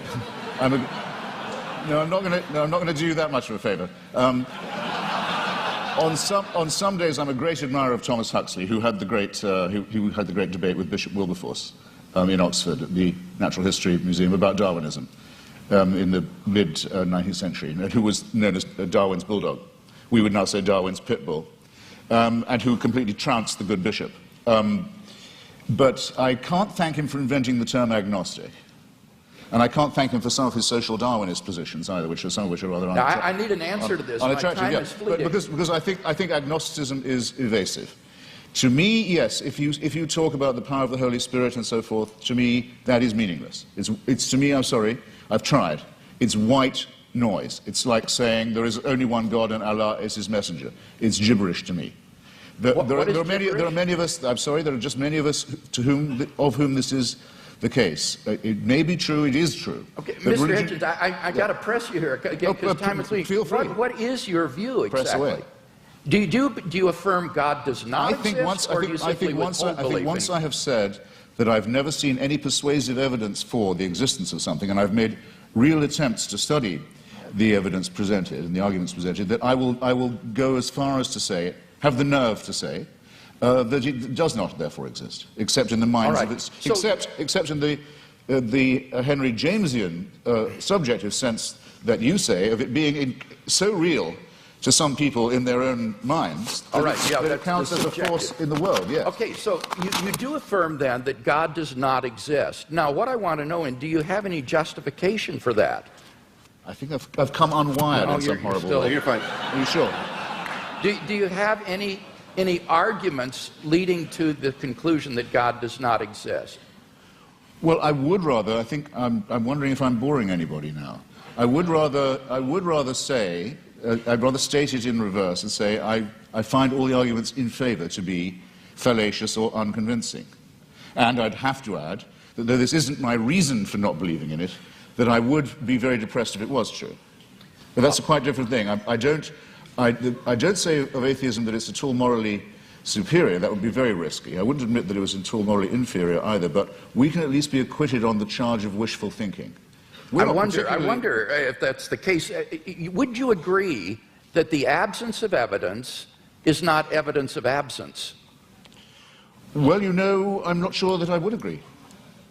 Okay. Let's turn to the moral argument and talk about that a little bit. I think you've misunderstood the moral argument. Given the stakes, Doctor, sorry. Given the stakes, I mean, you're not saying, we're not talking about unicorns or tooth fairies or leprechauns here. We're talking about an authority that would give other human beings the right to tell me what to do in the name of God. So for a claim like that, if there's no evidence for it, it seems to me not a small question No, it's certainly not a small question. But Because you're I making a wonder if that very, means- very, very large claim. Your evidence had better be absolutely magnificent, it seems to me. And it's the lack of magnificence, I think, that began to strike me first. One final question, Doctor. Okay, well, let's go to the moral argument. It seems to me there that you've misunderstood the argument in that we're looking for an objective foundation for the moral values and duties that we both, I think, want to affirm. It's not a matter of whether or not we can know what is right and wrong, or that we need God to tell us what is right and wrong. It's rather that we need to have some sort of an objective foundation for right and wrong. Wouldn't you agree on your view? It's simply the sociobiological spin-offs of the evolutionary process, and that therefore these do not provide any sort of objective foundation for moral values and duties. That could be true, yes. That Okay. could well be true. Yeah, I don't want to be too much of a reductionist, but it's entirely possible that it is purely evolutionary and functional. One wants to think that there's a bit more to one's love for the fellow creature than that. But it doesn't add one iota of weight or moral gravity to the argument to say, but that's because I don't believe in a supernatural being. It's a non sequitur. Mr. Hitchens, your questions for Dr. Craig. Well, I'd like to know first, you said that the career of Jesus of Nazareth involved a ministry of miracles and exorcisms. When you say exorcism, do you mean that you believe in devils too? What I meant there was that most historians agree that Jesus of Nazareth practiced miracle working and he practiced exorcisms. I'm not committing myself, nor are historians committing themselves to the reality of demons, but they are saying that Jesus did practice exorcism and he practiced healing. So you believe that Jesus of Nazareth caused devils to leave the body of a madman and go into a flock of pigs that hurled themselves down the Gadarene slopes into the sea? Do I believe that's historical? Yes. Right. That would be sorcery, wouldn't it, though? No, it would be an illustration of Jesus' ability to command even the forces of darkness, and therefore an illustration of the sort of divine authority that he was able to command and exercise. This, as I say, is illustrative of this unprecedented sense of divine authority that Jesus of Nazareth had, that he even could command the forces of darkness and that they would obey. So whether you think he was a genuine exorcist or that he merely believed himself to be an exorcist, what is historically undeniable is that he had this radical sense of divine authority, which he expressed by miracle working and exorcisms. Right. And you believe he was born of a virgin? Yes, I believe that as a Christian. I couldn't claim to prove that historically. That's not part of my case tonight. But I as a Christian, I believe that. And I know you believe in the resurrection, but yes, and for that I think that we have good evidence. As a matter of biblical, what shall we call it, consistency, it's said in one of the Gospels that at the time of the crucifixion, all the graves of Jerusalem were opened, and all the tenants of the graves walked the streets and greeted their old friends. It makes the resurrection sound rather a commonplace in the greater Jerusalem area. It says, that's in the Gospel of Matthew, and that's actually attached to a crucifixion narrative. That's what it said. It says at the time of the crucifixion. Yes, that's right. At the time of the crucifixion, it says that there were appearances of Old Testament saints in Jerusalem at the time. This is part of Matthew's description of the crucifixion scene. Do you believe that? I don't know whether Matthew intends this to be apocalyptic imagery or whether he means this to be taken literally. I've not studied it in any depth, and I'm open-minded about it. I'm willing to be convinced one way or the other. You see, the reason I'm pressing you is this because, we know from Scripture that the pharaohs, the magicians, could produce miracles. In the end, Aaron could outproduce them. But what I'm suggesting to you is even if the laws of nature can be suspended and great miracles can be performed, it doesn't prove the truth of the doctrine of the person who's performing them. Or would you not agree to that? Not necessarily. I think that's right. So somebody could be casting out devils from pigs, and that wouldn't prove he was the Son of God. I think that's right. In fact, there were Jewish exorcists. The only point that I was trying to make there was that this was illustrative of the kind of divine authority that Jesus claimed, especially since he didn't cast them out in God's name, or he didn't perform miracles by praying to God. He would do them in his own authority. So that Jesus exercised an authority that was simply unheard of at that time, and for which he was eventually crucified because it was thought to be blasphemous.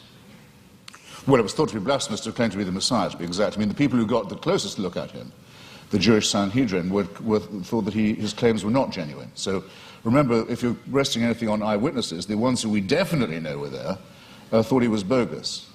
But, okay, I think I've got a rough idea, assuming you make that assumption of his pre-existing divinity, that it's a presuppositionalist case, I can see what you're driving at. Well, no, I'm not I've got another question for you, which is this. How many religions in the world do you believe to be false? I don't know how many religions in the world there are, so I Well, could you name... Right. Fair enough. I'll see if I can't narrow that down. That was a clumsily asked question, I admit. Do you regard any of the world's religions to be false? Excuse me? Do you regard any of the world's religions to be false preaching? Yes, I think, yeah, certainly. Would you name one, then? Islam. That's quite a lot. Pardon me? That's quite a lot. Yes. Do you think it's moral to preach false religion? No. So religion is responsible for quite a lot of wickedness in the world right there. Certainly. Right. I'd be happy to concede that. I would agree with that. So if I was a baby being born in Saudi Arabia today, would you rather I was me or a Wahhabi Muslim? Would I be? Rather be what? Would you rather it was me? It was an atheist baby or a Wahhabi baby?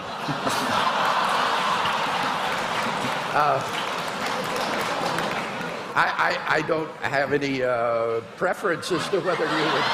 You don't. As bad as that. Okay. Are there any?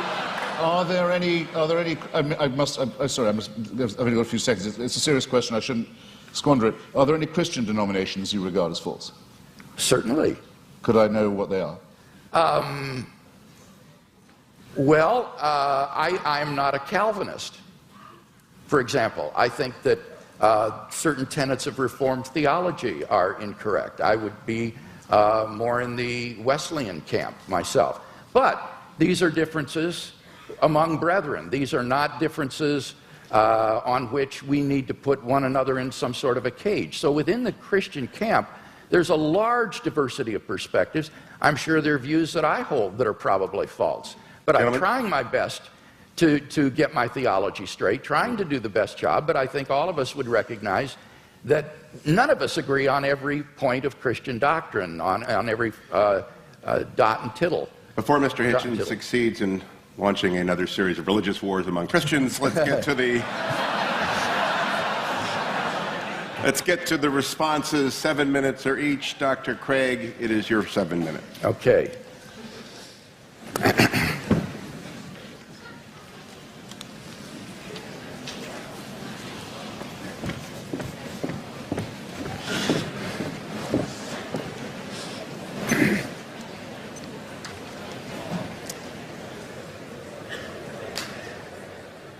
Well, I think it's very evident that in tonight's debate, we've not heard any good reasons to think that what is normally called atheism is true. That is to say, the belief that God does not exist.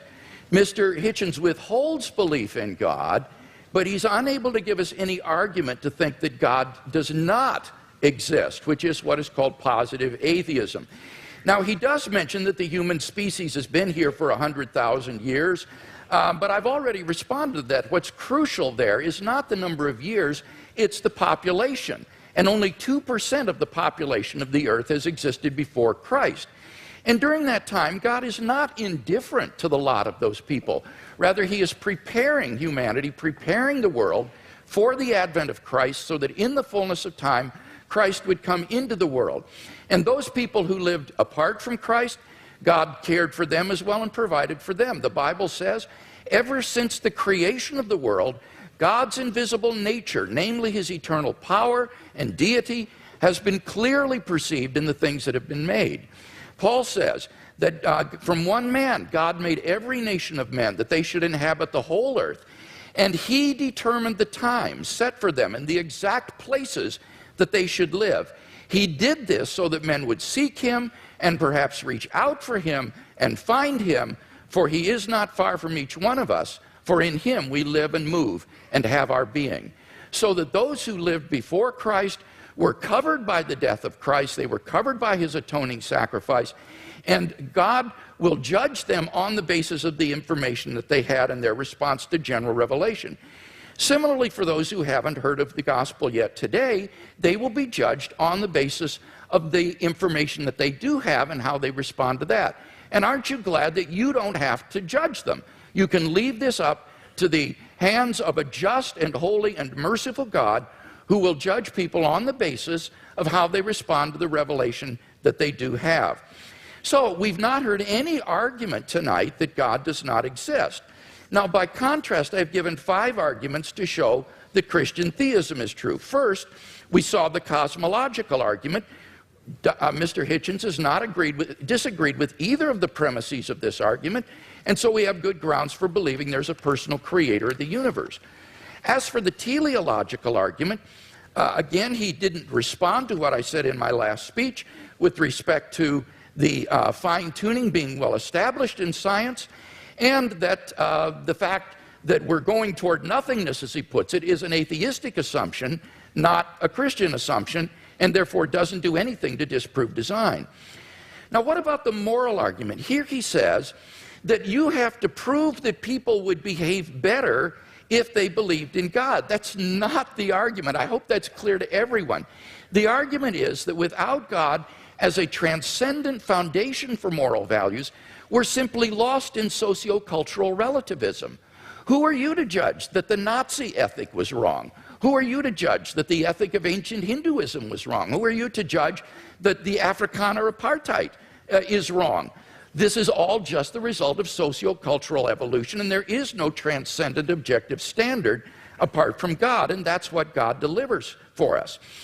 Now, Mr. Hitchens says, name one moral action that an unbeliever could not take. Well, that's trivially easy. If God exists, there are all kinds of moral duties that we have that the unbeliever could not recognize. At the panel discussion last week in Dallas, when Mr. Hitchens demanded that someone name such an action, a pastor on the panel immediately piped up, how about tithing? Well, leave it to a pastor to think of that, but clearly that's an action that only a believer would take. Even more fundamentally, what about the first and greatest commandment? You shall love the Lord your God with all your heart, with all your strength, with all your mind. That is an action that only a believer can take. No unbeliever can discharge even this most fundamental of moral duties. But in any case, all of this is beside the point with respect to the moral argument. The point is that on atheism, there are no moral obligations for anybody to fulfill. In nature, whatever is right, and Mr. Hitchens is unable to provide any sort of objective foundation for moral values. Massimo Pigliucci is a philosopher of biology. This is what he has to say. He says on atheism, there is no such thing as objective morality. Morality in human cultures has evolved, and what is moral for you might not be moral for the guy next door, and certainly is not moral for the guy across the ocean. And what makes you think that your personal morality is the one and everybody else is wrong? What we call homicide or rape, he said, is very, very common among different kinds of animals. Lions, for example, commit infanticide on a regular basis. Now, are these kinds of acts to be condoned? I don't even know what that means, because the lion doesn't understand what morality is. Morality, he says, is an invention of human beings. It's just a convention that human beings have adopted to live together, but it has no objectivity. And that's what I offer Mr. Hitchens tonight, is a solid, transcendent foundation for the moral values that I think he so desperately wants to affirm. What about the resurrection of Jesus? Here he misunderstood N.T. Wright's argument. N.T. Wright's argument is not that the success of Christianity means that it's true. That would apply to Islam and Mormonism. Rather, N.T. Wright's argument is that the origin of the disciples' belief that God had raised Jesus from the dead is so un-Jewish, it is so uncharacteristic, that you have to explain what would bring them to adopt so radical a mutation of Jewish belief as belief in a dying Messiah and a rising Messiah. And he says the only thing he can think of that would explain this is the empty tomb and the postmortem appearances of Jesus. And that's why Wright concludes that these have a certainty that is comparable to the fall of Jerusalem in AD 70. So you've got to get the argument right if you're going to deal with it. And in fact, I think the only explanation of these facts is the one the disciples gave, that God raised Jesus from the dead. Finally, the immediate experience of God has remained untouched. God is real to me, and unless I'm delusional, I'm perfectly within my rational rights to believe in God on the basis of this experience, just as I believe in the reality of the external world or the reality of the past on the basis of my experience. So I think in sum we've got 5 good reasons for believing that Christianity is true, no reason to think atheism is true, and therefore I think Christianity is clearly the more rational worldview.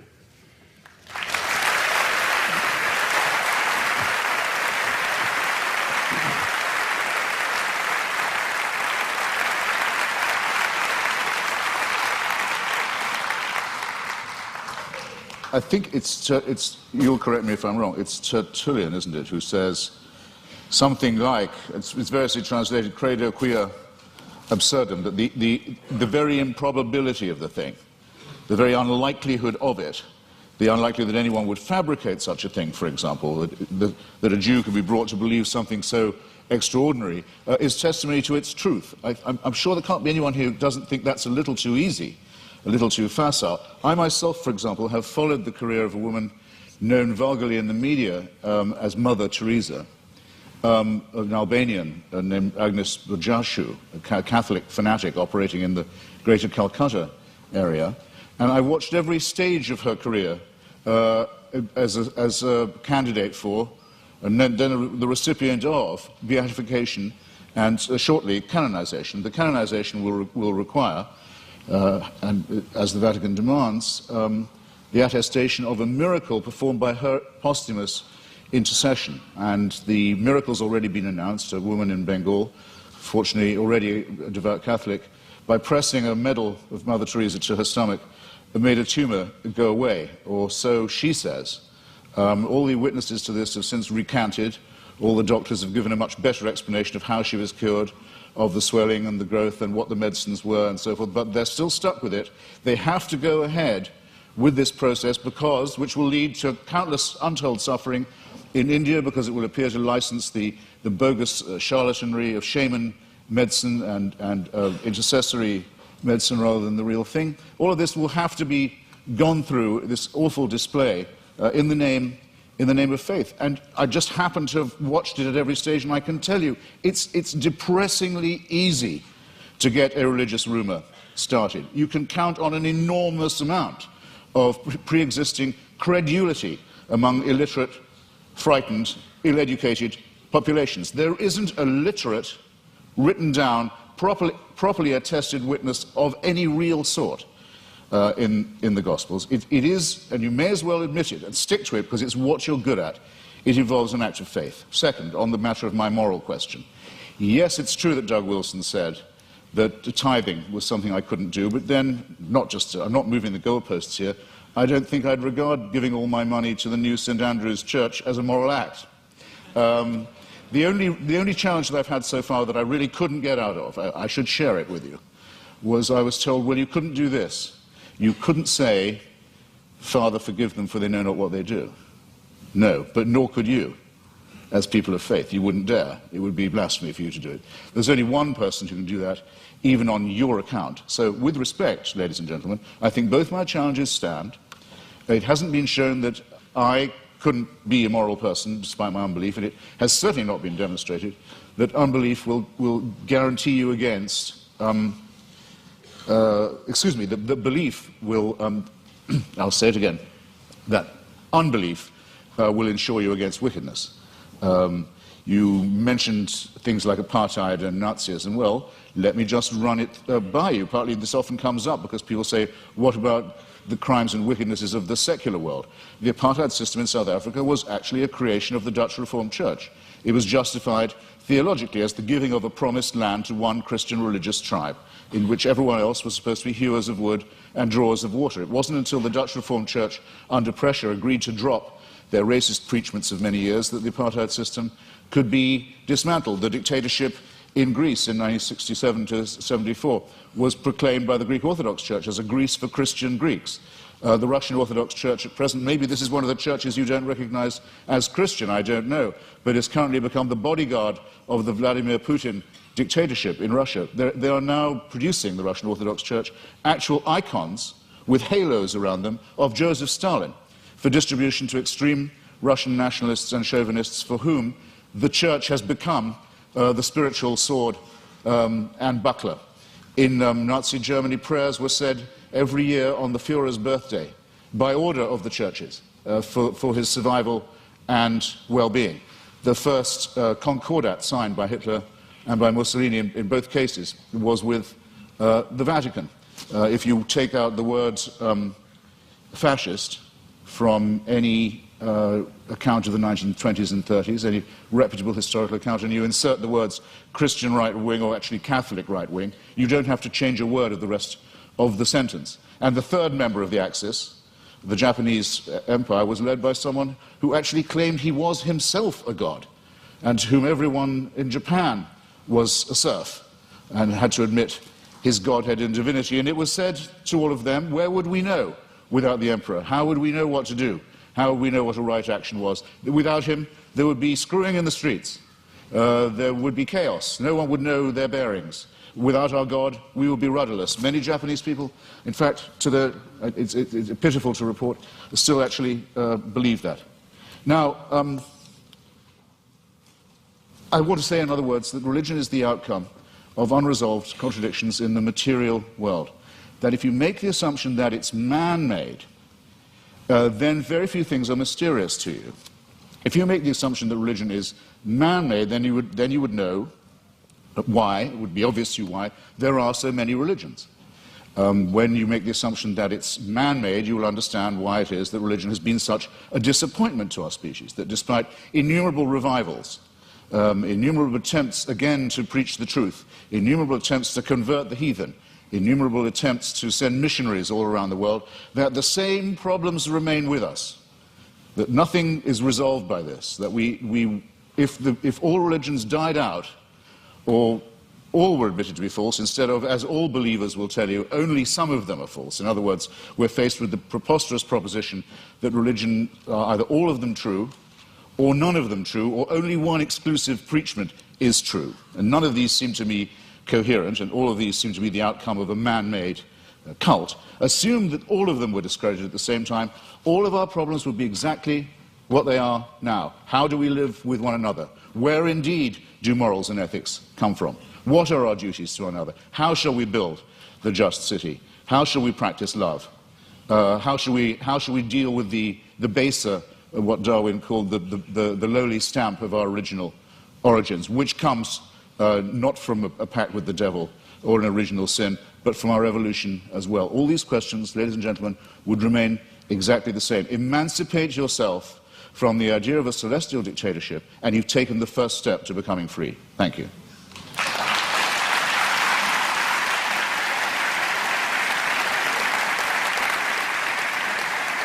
Dr. Craig, your closing argument, 5 minutes.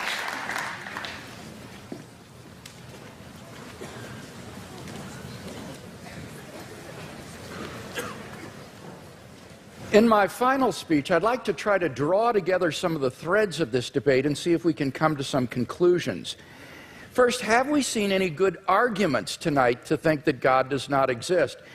No, I don't think we have. We've heard attacks upon religion, Christianity impugned, God impugned, Mother Teresa impugned, but we haven't heard any arguments that God does not exist.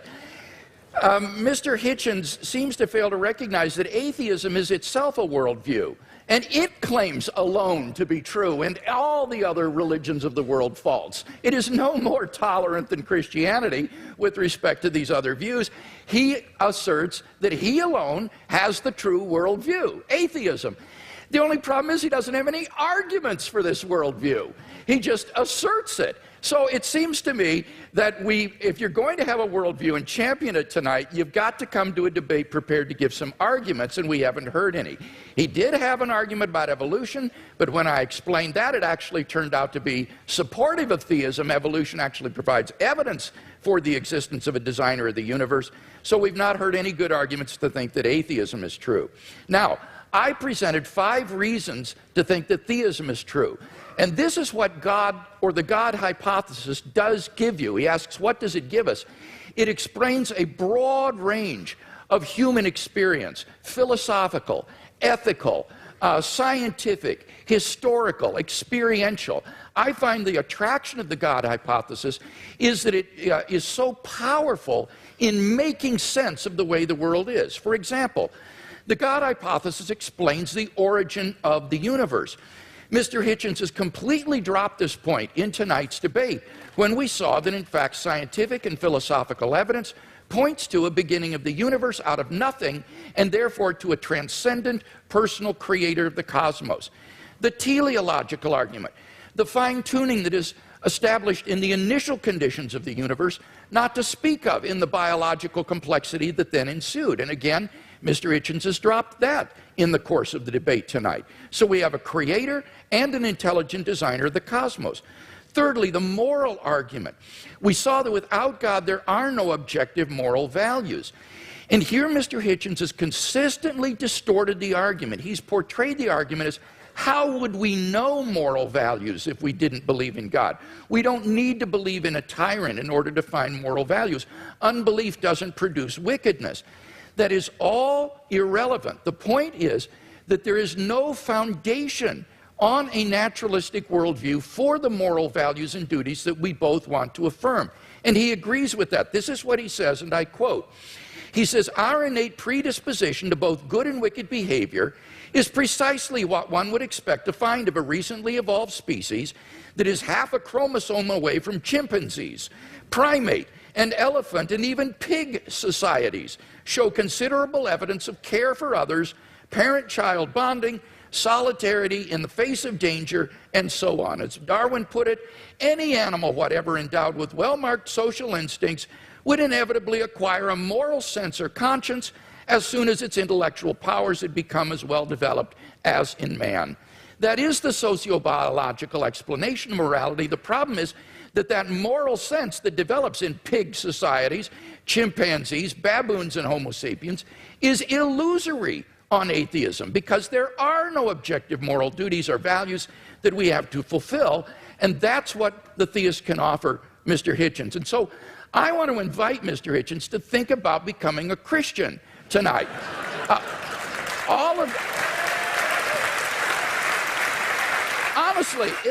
Honestly, if he is a man of goodwill who will follow the evidence where it leads, all of the evidence tonight has been on one side of the scale. And he wants to affirm objective moral values, so why not adopt theism? The resurrection of Jesus has gone unrefuted. The argument is not that it's too improbable to be false. The argument is that you need a historically sufficient explanation to explain why the disciples came to believe this. And there isn't one apart from the empty tomb and appearances.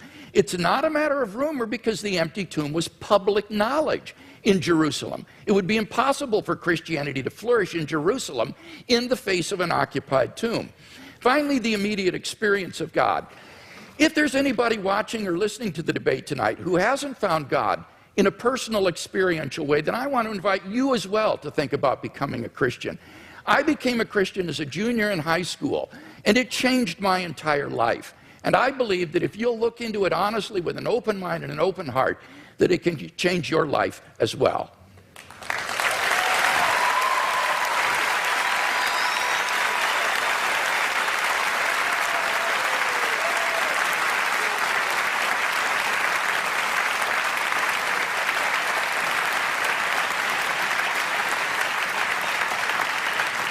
Mr. Hitchens has yielded his time, and therefore we move to questions, and we are directing those questions to students tonight. I want to repeat something Dr. Hazen said: there are stupid questions.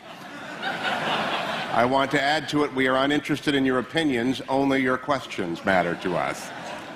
I don't know where the microphone is. Can we hear the first question? Each participant will answer every question. Dr. Craig, Mr. Hitchens, thank you so much. It's been great listening to you both. My question is for Mr. Hitchens. Mr. Hitchens, in your book, God is Not Great, you say that, quote, there are 4 irreducible objections to religious faith, end quote. The third being that religious faith, quote, is both the result and the cause of dangerous sexual repression, end quote. So here's my question for you. Is it good that the Bible prohibits humans from having sex with animals? Or is that an example of dangerous sexual repression?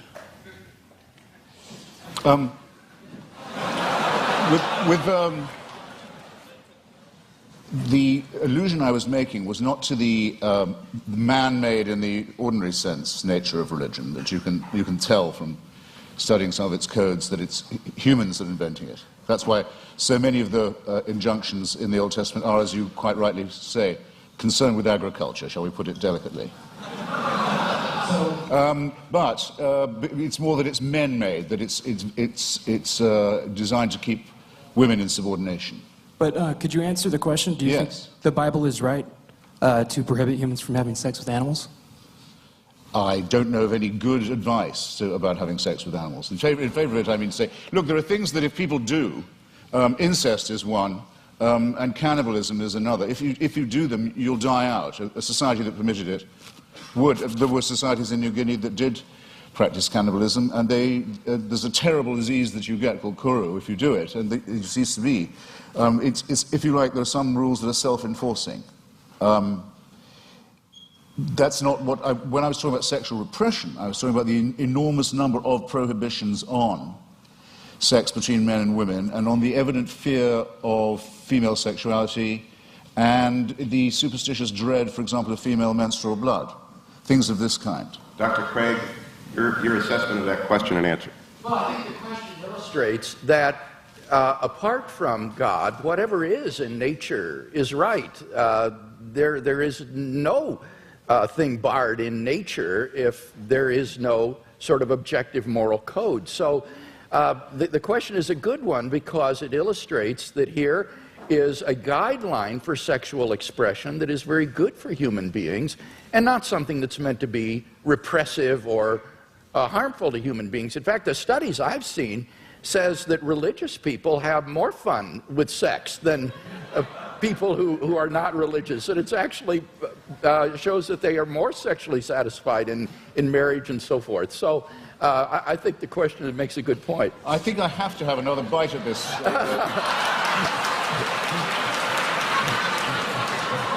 This tempting cherry. You see, if it's true that, as I think it is, that nature is pretty indifferent, pretty callous, pretty random, then who is the designer? But many people say concerning the ban on homosexuality, for example, in the Old Testament, they'll say, well, homosexuality is against God's law and it's against nature's law.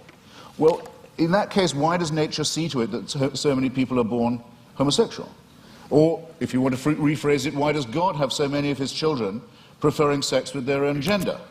It doesn't help. It doesn't, in clarifying and elucidating this, it doesn't help to assume a supernatural authority. Whereas, if you look at the reasons given by Maimonides and the other sages for the practice of circumcision, it is precisely to dull and to blunt the sensation of an organ which I don't think even... well, I'll leave it there.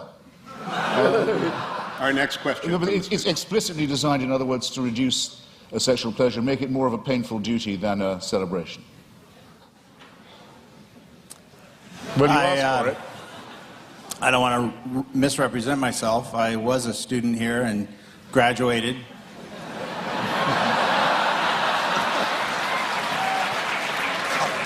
Somewhat by the skin of my teeth, but Mr. Hitchens, you stated that some of your most strongly stated arguments are that the results of religion, violence, death, destruction, the motivation being religion, discredit those who would promote a belief in God. However, I think there's an imbalance there in that the nuclear bomb was created by physicists, and is the most demonstrable violence perpetrated on mankind. So I wonder how you respond to that. Well, physics isn't an ideology. Physics isn't a belief system. It's a science. Well, I think that would be subjective. I mean, you could, any more than the Marie Curie discovering radium makes her practice morally different. I mean, it's not comparing like with like. What I'm talking about are specific religious injunctions to do evil, to mutilate the genitalia of children, for example, to take the pastor, Douglas Wilson, who Dr. Craig was just mentioning, with whom I crossed swords several times this year, recently in Dallas. I happened to be mentioning to him about the commandment to exterminate the Amalekites in one of our debates, and he said that commandment is still valid. If there were any Amalekites, it would be his job to make sure that they were all put to the sword. And some of the virgins left over for slavery, purposes better imagined perhaps than described. I think this is a very serious problem. I'm not taking refuge in the commonplace that sometimes religious people behave badly, that would discredit religion. That would be a very soft option. I'm saying there are specific biblical, scriptural injunctions to do evil. Dr. Craig, in that regards, those who are announced atheists who have done evil in the world, particularly in the last 20th century, the Marxists, the Trotskyites, the Stalinists, have they done more damage in your view and more evil than the Christians? Well, this is a debate, Hugh, that I don't want to get into because I think it's irrelevant. I as a philosopher, and I mean this, am interested in the truth of these worldviews more than I'm interested in the social impact. And you cannot judge the truth of a worldview by its social impact. That's just irrelevant. Bertrand Russell, in his essay, Why I'm Not a Christian, understood this. Russell said, you cannot assess the truth of a worldview by seeing whether it's good for society or not. Now, the irony was, when Russell wrote that back in the 20s, he was trying to refute those who said that you should believe in Christianity because it's so socially beneficial to society. It was just the mirror image of Christopher Hitchens' argument, where saying you shouldn't believe in it because it's socially detrimental to human culture. But I think Russell's point cuts both ways because it's a valid point.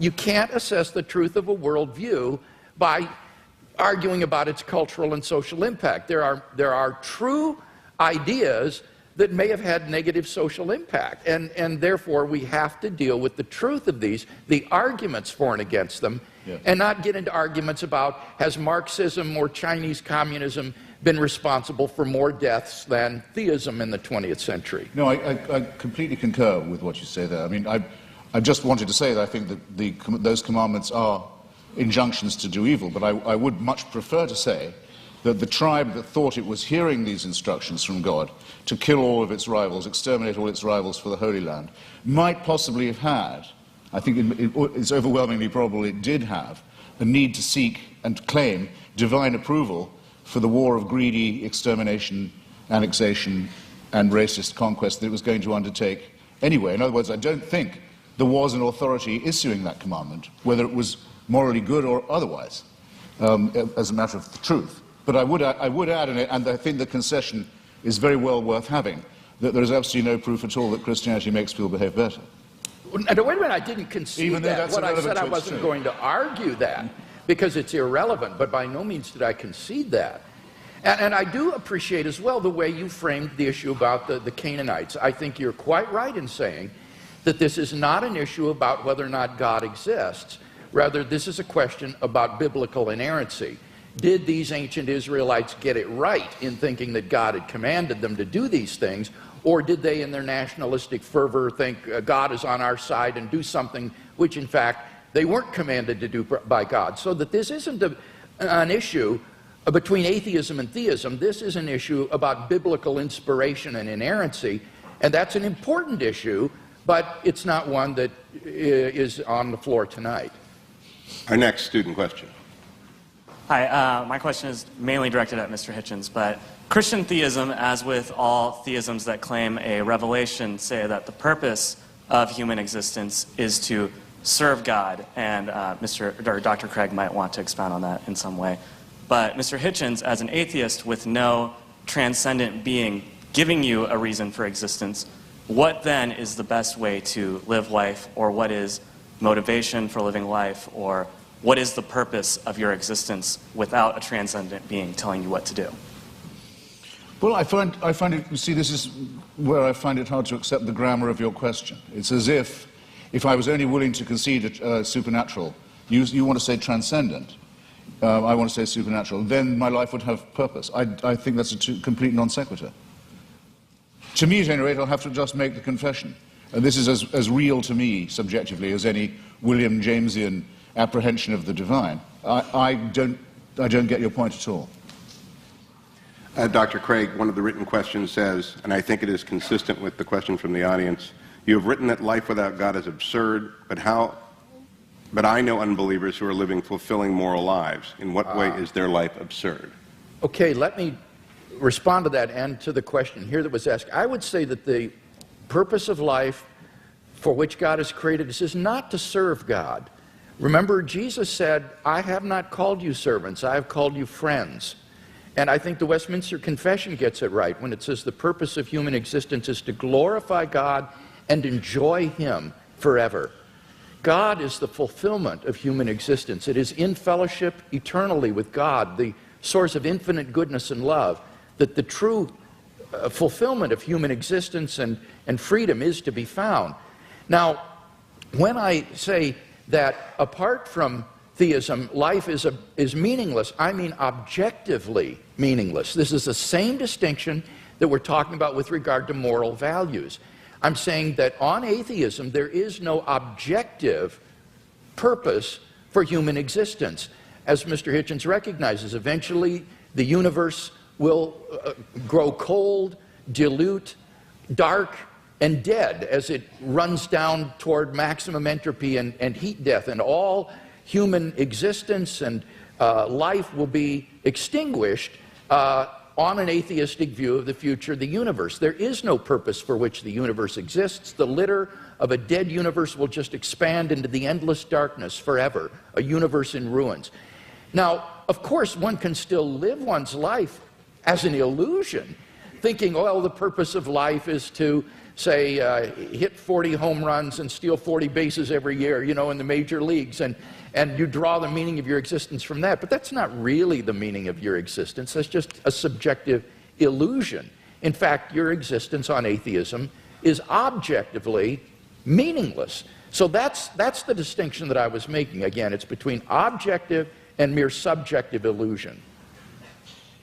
Well, I think it has it exactly the wrong way around. You see, as I was beginning to say earlier, we didn't have time in the question period. I wouldn't say that atheism was morally inferior. I wouldn't concede that for a second. I don't want to make a claim for its superiority either, but there may be a slight edge here. We don't believe anything that could be called wishful.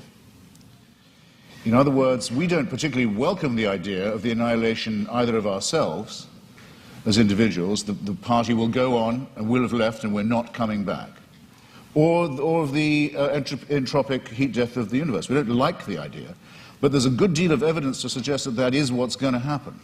And there's very, very little evidence to suggest that I'll see you all again in some theme park.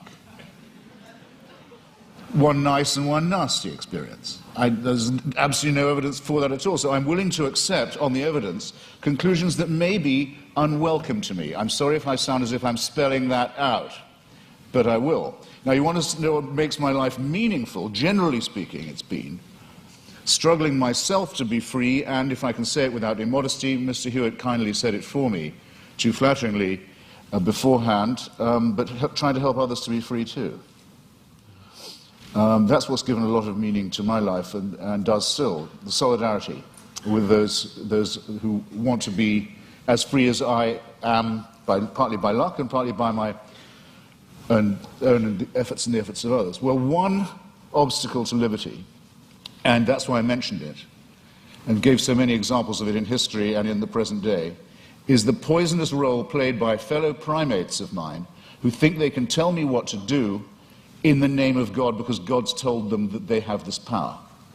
So that's one thing I'd like to be shot of right here in the here and now. And my suspicion is, if you really ask the religious where do they want power and what's the world they care about, the next one or this one, it'll be this one every time, because they too know perfectly well that this is the only life we've got. Yeah, I don't think that's true. It seems to me that on the basis of the resurrection of Jesus, that we have grounds for the hope of immortality. This is the foundation upon which the Christian hope is predicated. So again, it gets back to whether or not one has good grounds for thinking that Jesus was who he claimed to be and that God raised him from the dead. Because if he did, then there is hope of immortality. But then I return your question to me, I return it to you in a different form. If there's going to be a resurrection, an ingathering, if in the end all injustices will be cancelled, all tears dried, all the other promises kept, then why do you care what happens in this brief veil of tears? Why do the churches want power in the here and now? Why do they want to legislate for things like abortion or sexuality or morality? Why bother? I mean, isn't it just as much the case, as Dostoevsky says about atheism, that without God all things are possible, that with God all things are thinkable too? Not at all. As Dostoevsky said, if there is no immortality, all things are permitted, he said, because it all ends up the same, it all comes out in the wash the same. But if there is a God who exists, who loves human beings and has created them in his image and endowed them with intrinsic moral value and unalienable rights, then you have every reason to treasure other persons as ends in themselves. And the desire of pro-life persons to champion the lives of the unborn or the lives of the dying isn't a power grab, Mr. Hitchens. It's because they genuinely care about the lives of innocent human beings that they believe are being wantonly destroyed. So it's a very positive motivation. Agreed, but there are perfectly good humanist motives for doing all those things, and if you want to have a reason for caring about the survival and health and well-being of others, the idea that you might depend on them for the only life you've got, and they on you for solidarity, is just as good an explanation for right action. But per contra, if people think God is telling them what to do, or they have God on their side, what will they not do? That's what I meant by the reversal of the Dostoevsky question. What crime will not be committed? What offense to justice and to reason and to humanity is not regularly committed by people who are convinced that it is God's will that they do that? If they commit such atrocities, it is only because they act inconsistently with their worldview rather than in line with it. Jesus would not have been a guard at Auschwitz or someone who would take away the human rights of another person. You need to ask what kinds of actions are sanctioned by a worldview. And on atheism, as Dostoevsky said, it seems everything is permitted. Humanism, without God as a basis for humanism, is just a form of speciesism, a bias in favor of your own species. I think Christianity affirms the real basis for humanism.